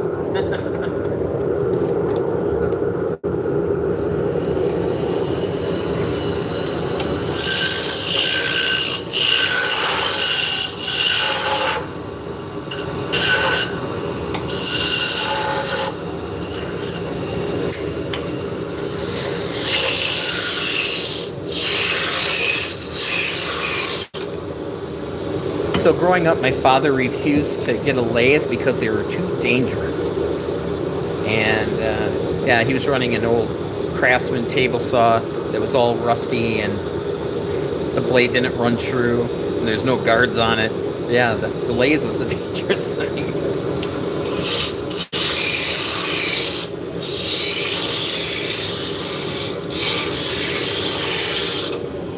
Which was unfortunate because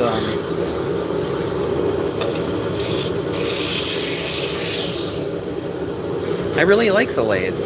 You know, in high school, I did quite a bit of turning in wood.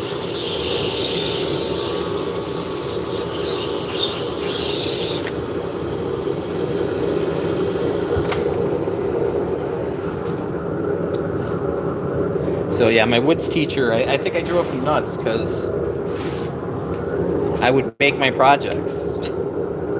You know, you had X amount of weeks to finish your project. I would finish like a couple weeks early, you know. Why don't you just go make some candlesticks? Yeah, that sounds good to me.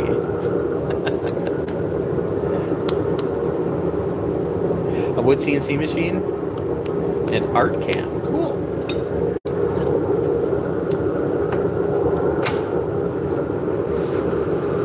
I'm not really sure what art cam is. Is that the software?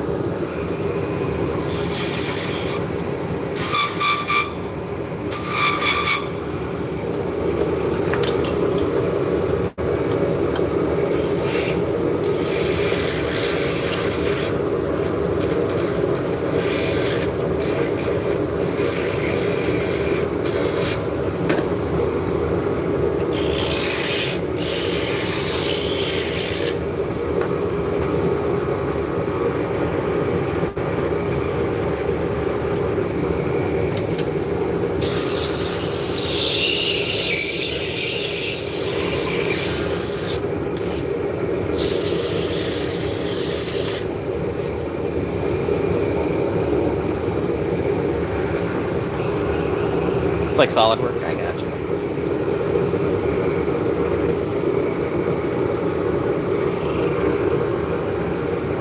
Yeah, I'm just dipping in my feet with I got a Shapeoko 5 Pro,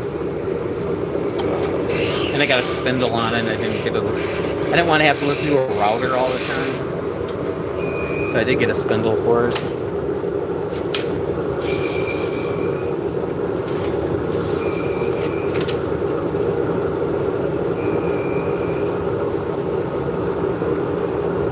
For gold and wood. Nice.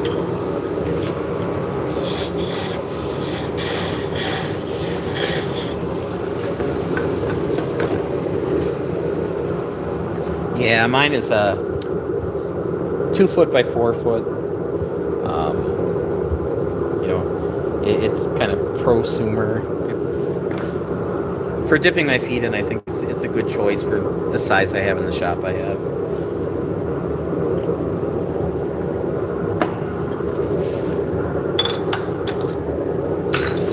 So I'm using their software.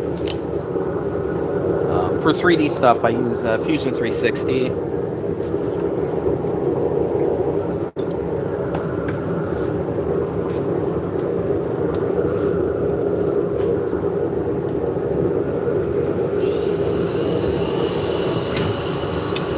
And I use Inkscape quite a bit too for the laser engraving.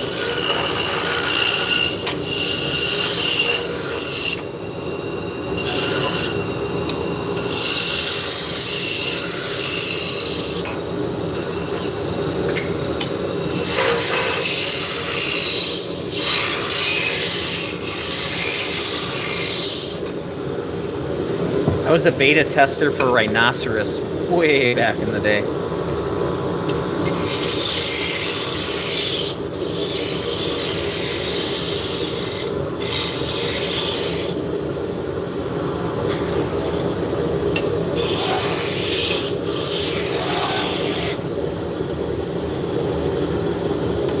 And that was back in the day when, computers weren't quite as fast as they are now.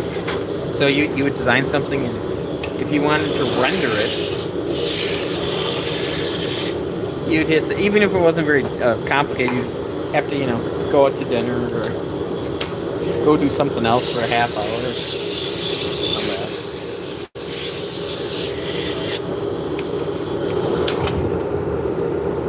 Alright, that one has too much wobble. That one is going in the fireplace. So this will keep me warm for a couple seconds. Oh yeah, Inkscape is nice. And it's free.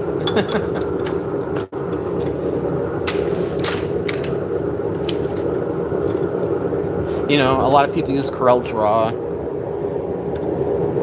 or Illustrator. But, Inkscape is free.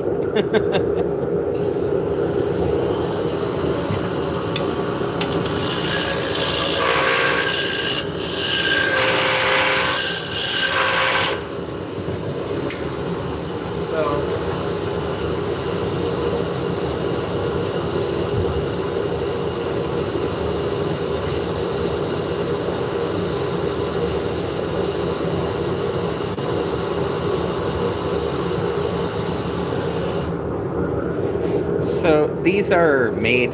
It's called an ICAT board. You'd have two of them, and then you'd have pegs sticking out all the way across here, and then you'd wrap your yarn back and forth across it, so you could basically dye it, paint on it, and then when you would weave with it, it would become that image. Yeah, definitely easy to use. So rather than using the Carbide Create software, I designed this in Inkscape. There was a downloadable PDF, but for the life of me, it was just, I couldn't import it, and it was just pain. So it was just easier to lay it out with Inkscape, you know, and then just import it in there.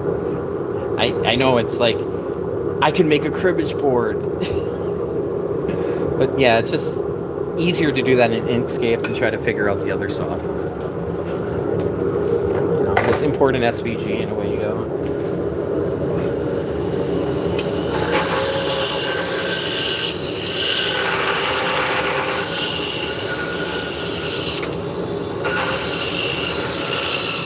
You know, it's funny because I love Inkscape, but I hate GIMP. GIMP is more like Photoshop. But yeah, I just don't like that program. But it's free too.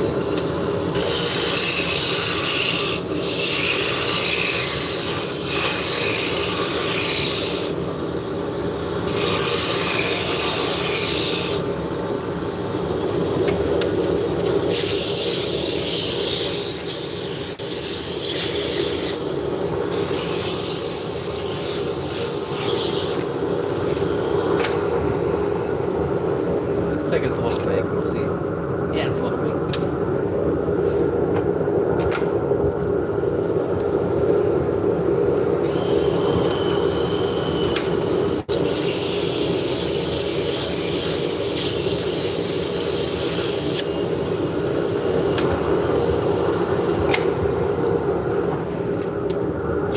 Yeah, every program has a learning curve.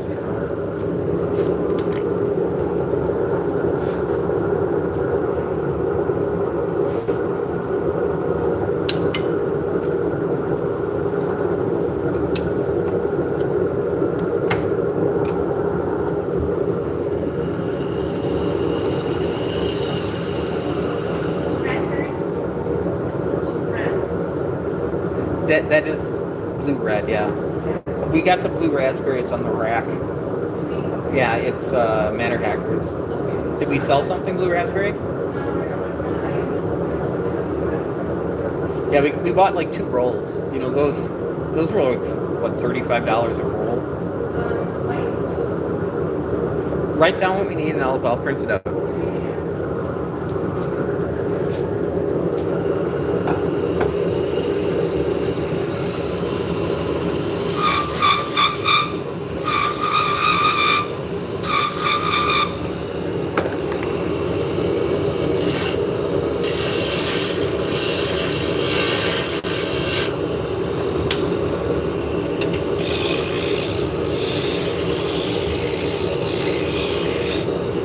You know, like Fusion 360, you know, I use like that much of the program.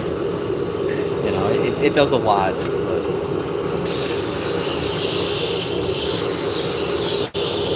I use it for 3D modeling, for 3D printing, not for the laser, not for the CNC.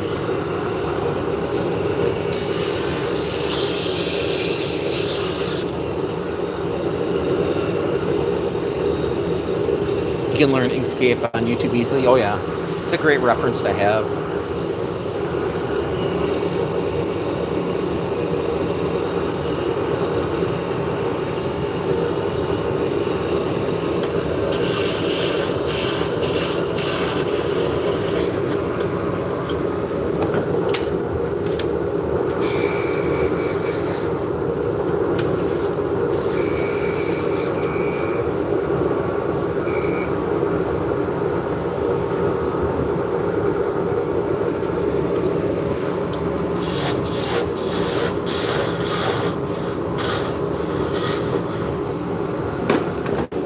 If you want to put like an outline around something, you know, on Inkscape, it's like a 5-step process. Where if you go on like the X Tool software, you just click a button and it does it.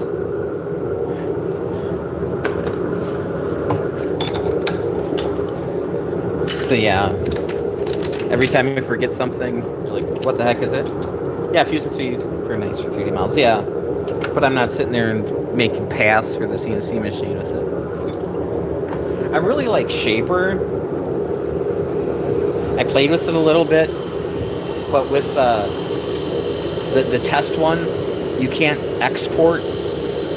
It'll export like a low poly count thing, so it makes it useless. So I mean, I think it's like $30 a month, which I guess is the same as Canva. But yeah, I don't think it's $30 worth of value to me to learn a whole different program.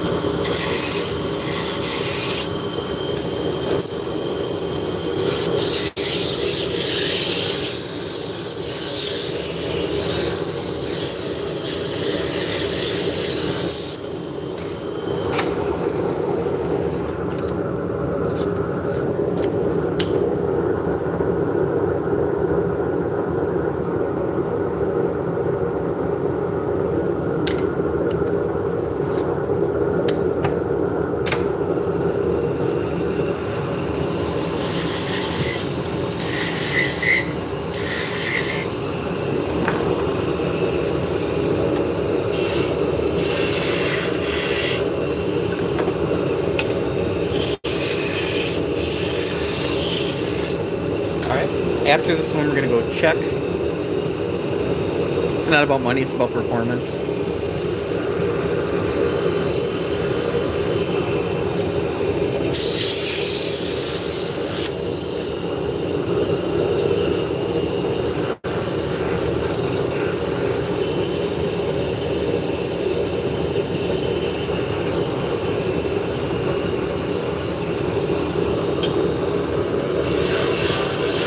It's about whether or not you can get enough value out of it to rationalize paying.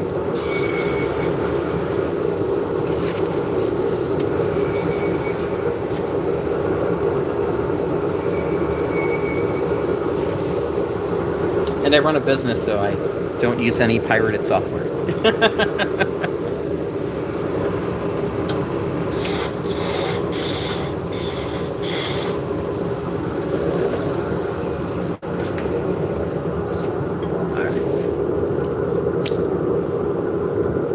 Let's check on the 3D printer, see what they're doing.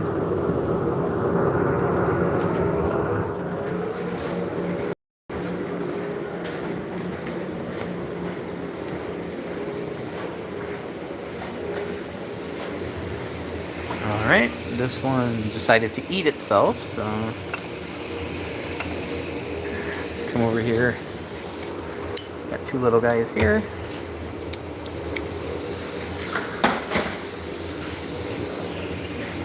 I'm gonna have to hit it with a little bit of hairspray. This sheet's getting old.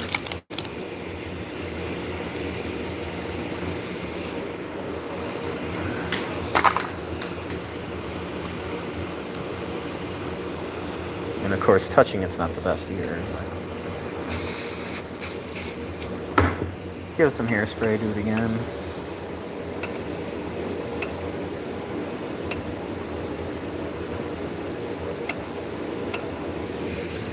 Alright, we'll take these skirts off. If I can find my scraper. There it is.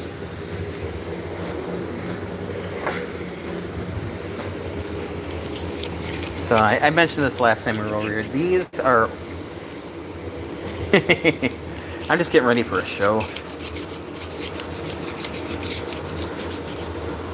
So these are very old printers. I keep them around just to make little sheep. I can print some other things on them too. It's just they're slower and not as reliable, but you know, when you get little partial rolls and you don't really have enough to print what you normally make, they go over here.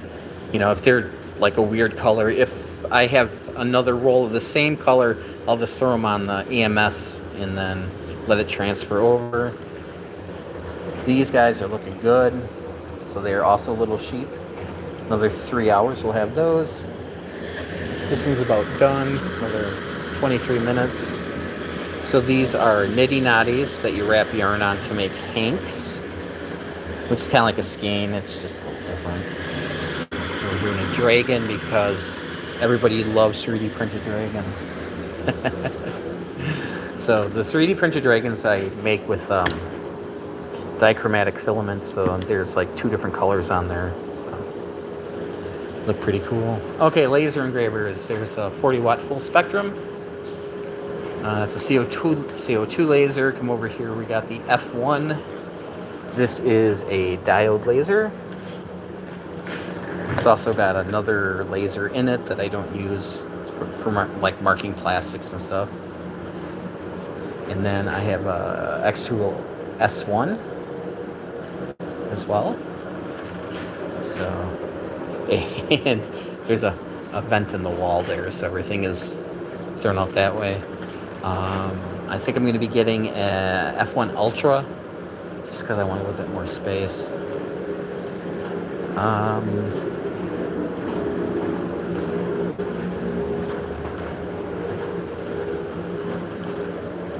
So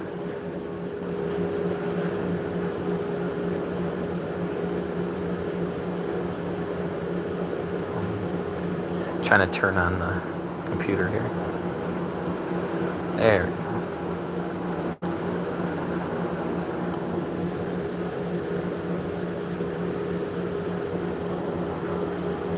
Alright, so yeah, this is a CNC machine. It's a Shapeoko 5 Pro. And then it does have the spindle on it.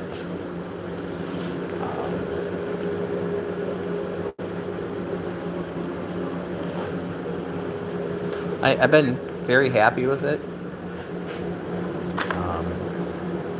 I've just there's a couple things I've been making with it. I'm still learning it. But I haven't destroyed it yet, so I think that's a good thing. Oh, this is the best thing ever, though.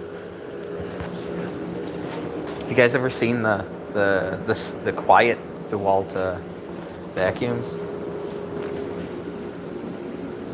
So check this out.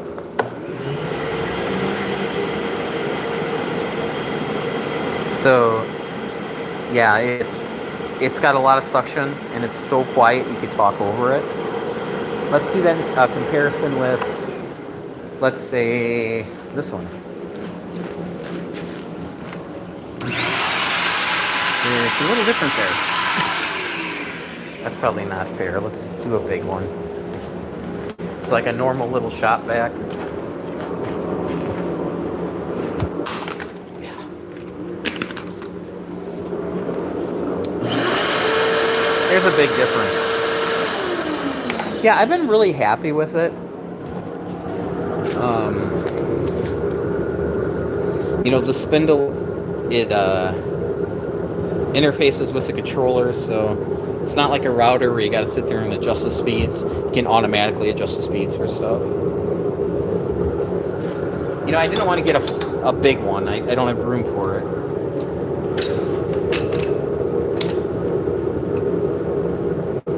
It only makes it easy on the feed rates, yeah.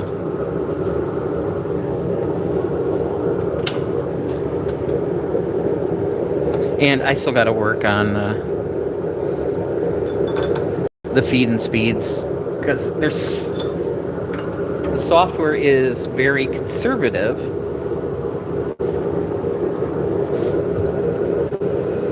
Because I think it's set up for routers, not the spindles.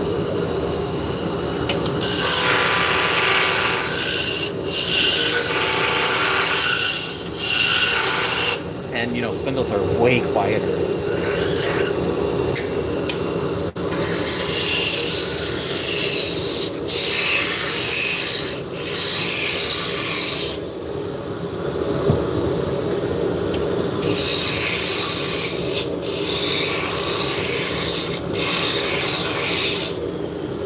I'm looking at this from, a consumer, prosumer kind of thing, Obviously, it's just me and my girlfriend here. I'm not selling to the point where I would need something huge. I was looking at the Xfinity, but they had like a 2-month lead time, or yeah, 40 days, 60 days, something. And then, the Poco, is made in America.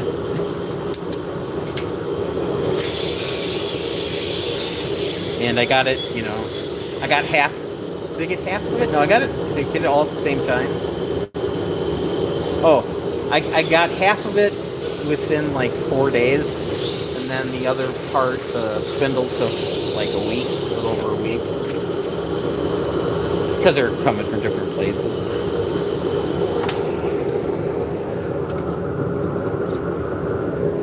Which is kind of nice. I got to put the CNC machine together before I got the spindle. And the fact that it has a bed on it,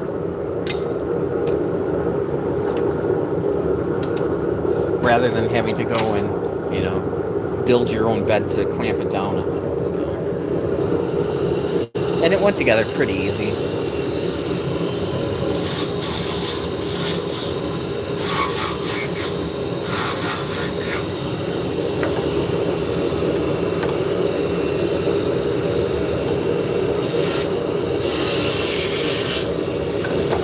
Yeah.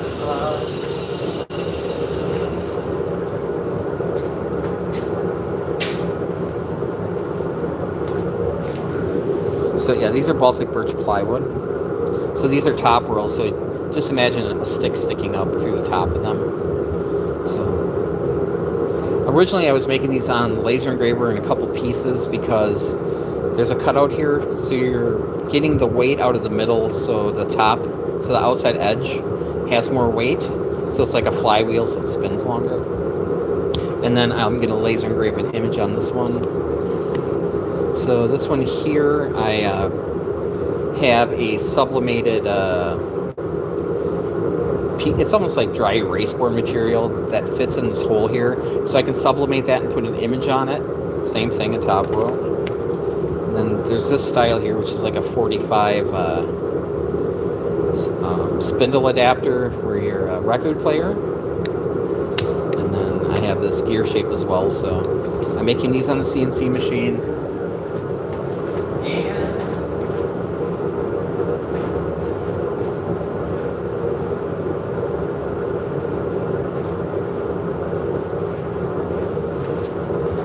And I don't want to run away too far, but then I'm cutting these out as well. So this is like those little plastic nitty knotties. It's just twice the size. And then I've been using this to set up the laser engraving. So they get a little sheep spinning yarn on it, and then an outline. So obviously not sanded, but yeah.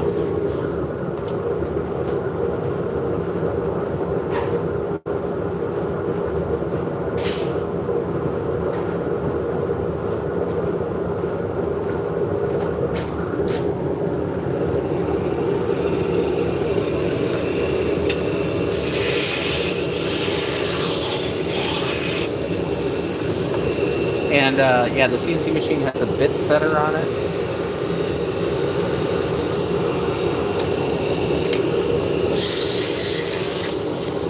So I've been manually setting the zero.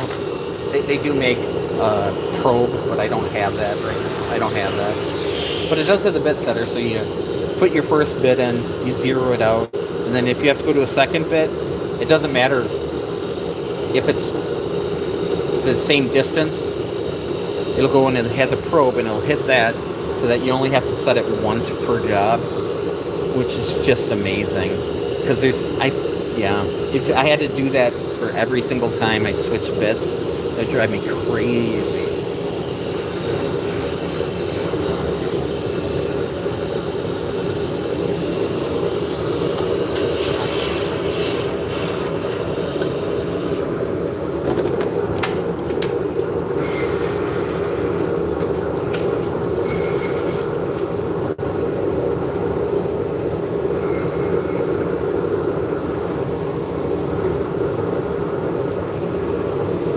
And yeah, that one, a lot of the Shapefoco's Creality Create stuff is belt driven, where this is ball driven. So this has got linear rails and then ball screws. So it's pretty darn rigid.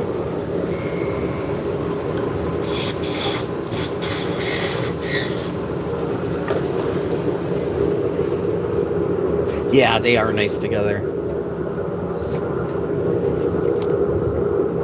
You know, I took the SVG file that I made for the outside from the CNC machine, just put it into Inkscape, and then actually I don't think I used Inkscape. I think I used the X tool thing and was able to, you know, put an outline around it and set in. And then I put a wasteboard down in the laser engraver, and then I trace the outside line, and then I can just set the nitty knotty on top, and it'll do all the laser engraving, take it off, put another one in, so it kind of shows you where the zero is on it.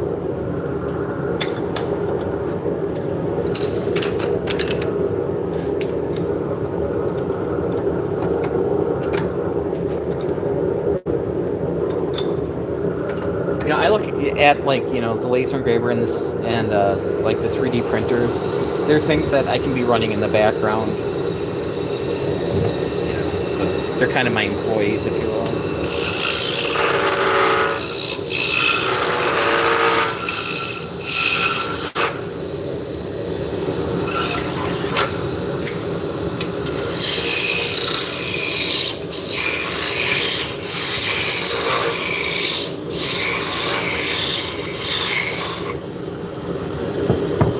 And the way my lathe is set up, it's actually, I'm not facing the wall. I'm up against the wall, and I can turn and I can see the laser engravers. So if I'm laser engraving something, I can still keep an eye on them.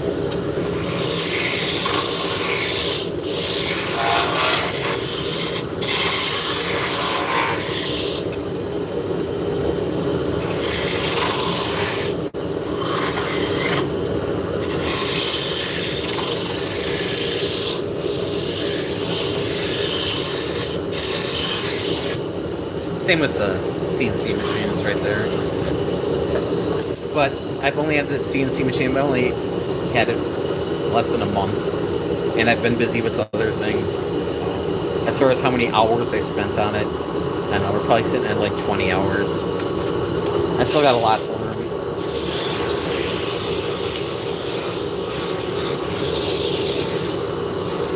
But these easy, basic things that I would be making anyway,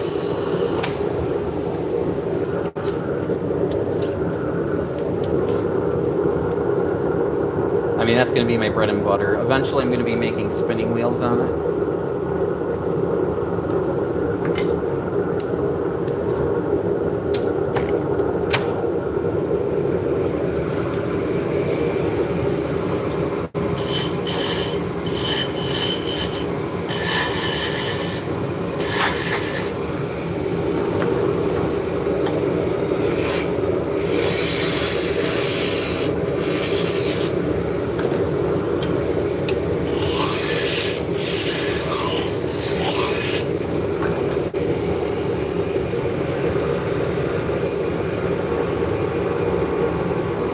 Right.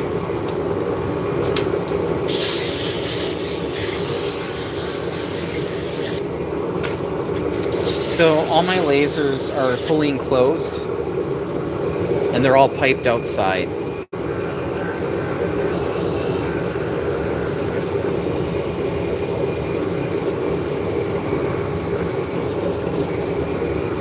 And the way these buildings are, this is like an old classic Main Street where you got a bunch of buildings that are butted up against each other. So there's like maybe 2 feet between this building and the other building, but there's nothing there. There's no windows. It's just building. So the fumes aren't bothering anybody.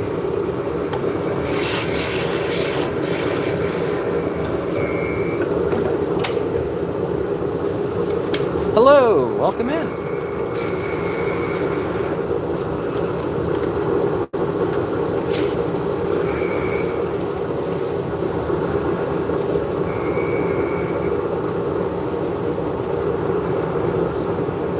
Yeah, I mainly laser engrave on like Baltic birch or wood. I don't do a lot of plastics.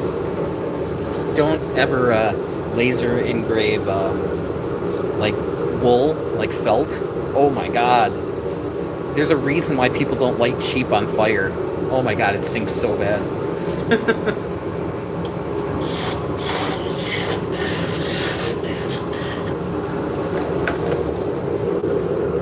8-inch shaft here.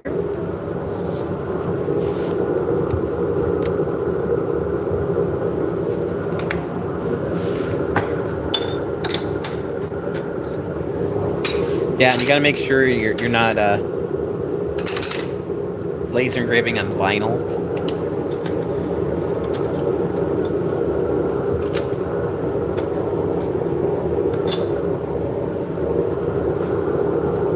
Like you see people who are like laser engraving like record albums, vinyl record albums. That is so bad for the laser and so bad for you. It makes a poisonous gas, and it just gums up everything.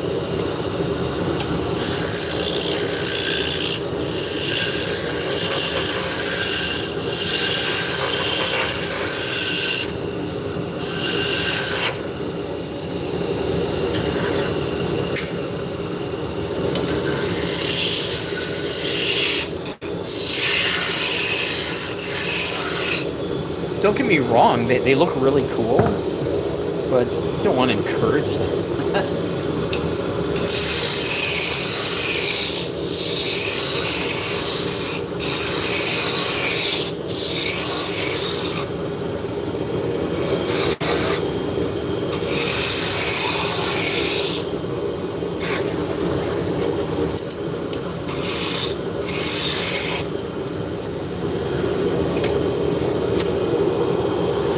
I don't know, you see a lot of videos and a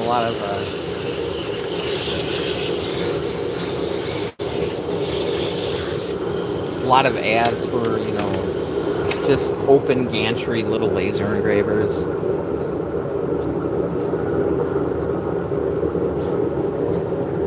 And, you know, you're just putting all of that smoke into the atmosphere right where you are. You need a military mask or do it outside.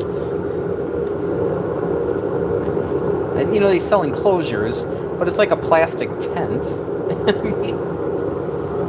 Like a soft plastic, you know. I don't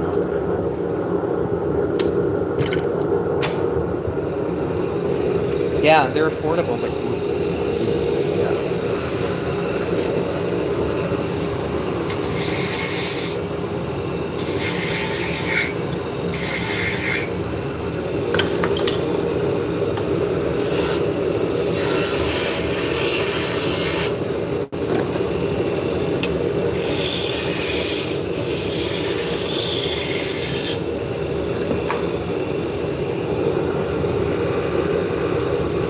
and then, you know, Bamboo Lab tried to be like, oh, I can't think of the company now. It doesn't matter. But, you know, they have your laser engraver, which is, you know, your 3D printer, which is also a laser engraver, and also a cutter, like a Cricut.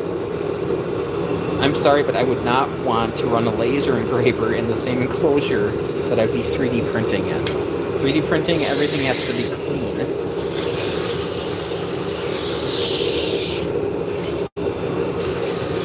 Lasers are not clean.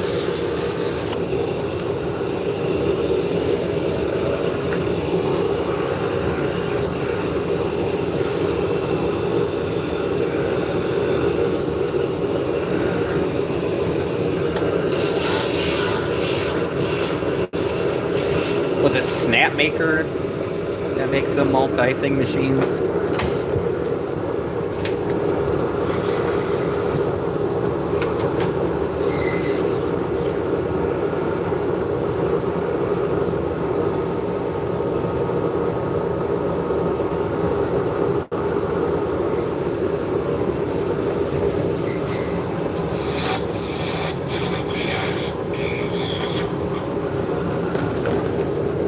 You know, X-Tool makes a laser engraver that you can also put an inkjet printer into.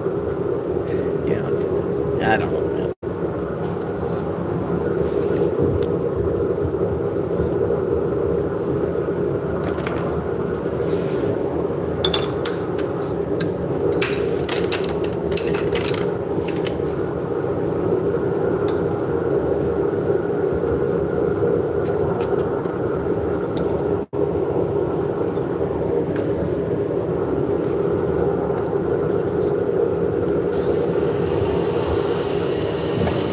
And remember, my opinions are not necessarily opinions of Making with Scott or any of its affiliates.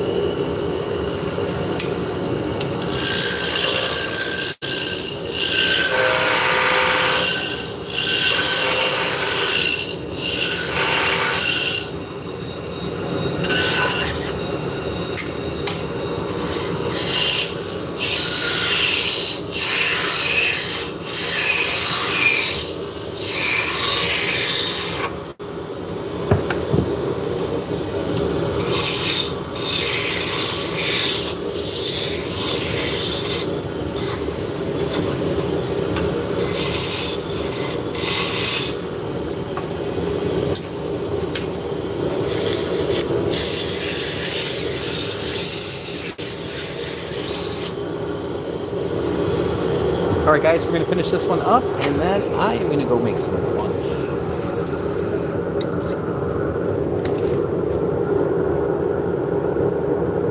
I made spaghetti last night, so I made extra, so I'm going to have spaghetti with meatballs for lunch.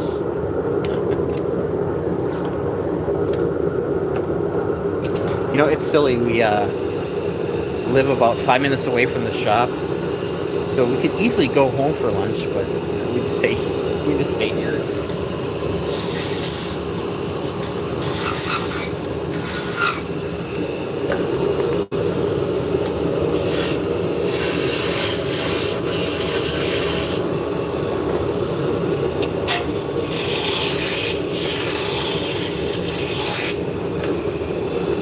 So yeah, we've been in the shop for a year now. We got a 3-year lease.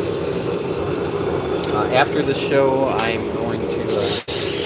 There was a couple display cases that really weren't display cases. They're like, I don't know, shelving, whatever, that came with the place. And the landlord's like, you can do whatever you want to, just don't punch any holes in the walls. You know, anything that's here you can use. They left a bunch of wood. So basically, he didn't want to clean up after the last tenant. So when we get back, I'm going to tear that down, and we're going to work on our little retail area that we don't use.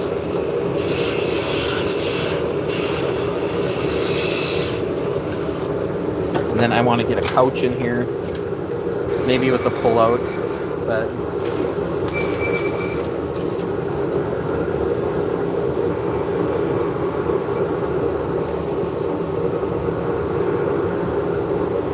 You know, I'm 50 years old, so I'm more, you know, that napping age.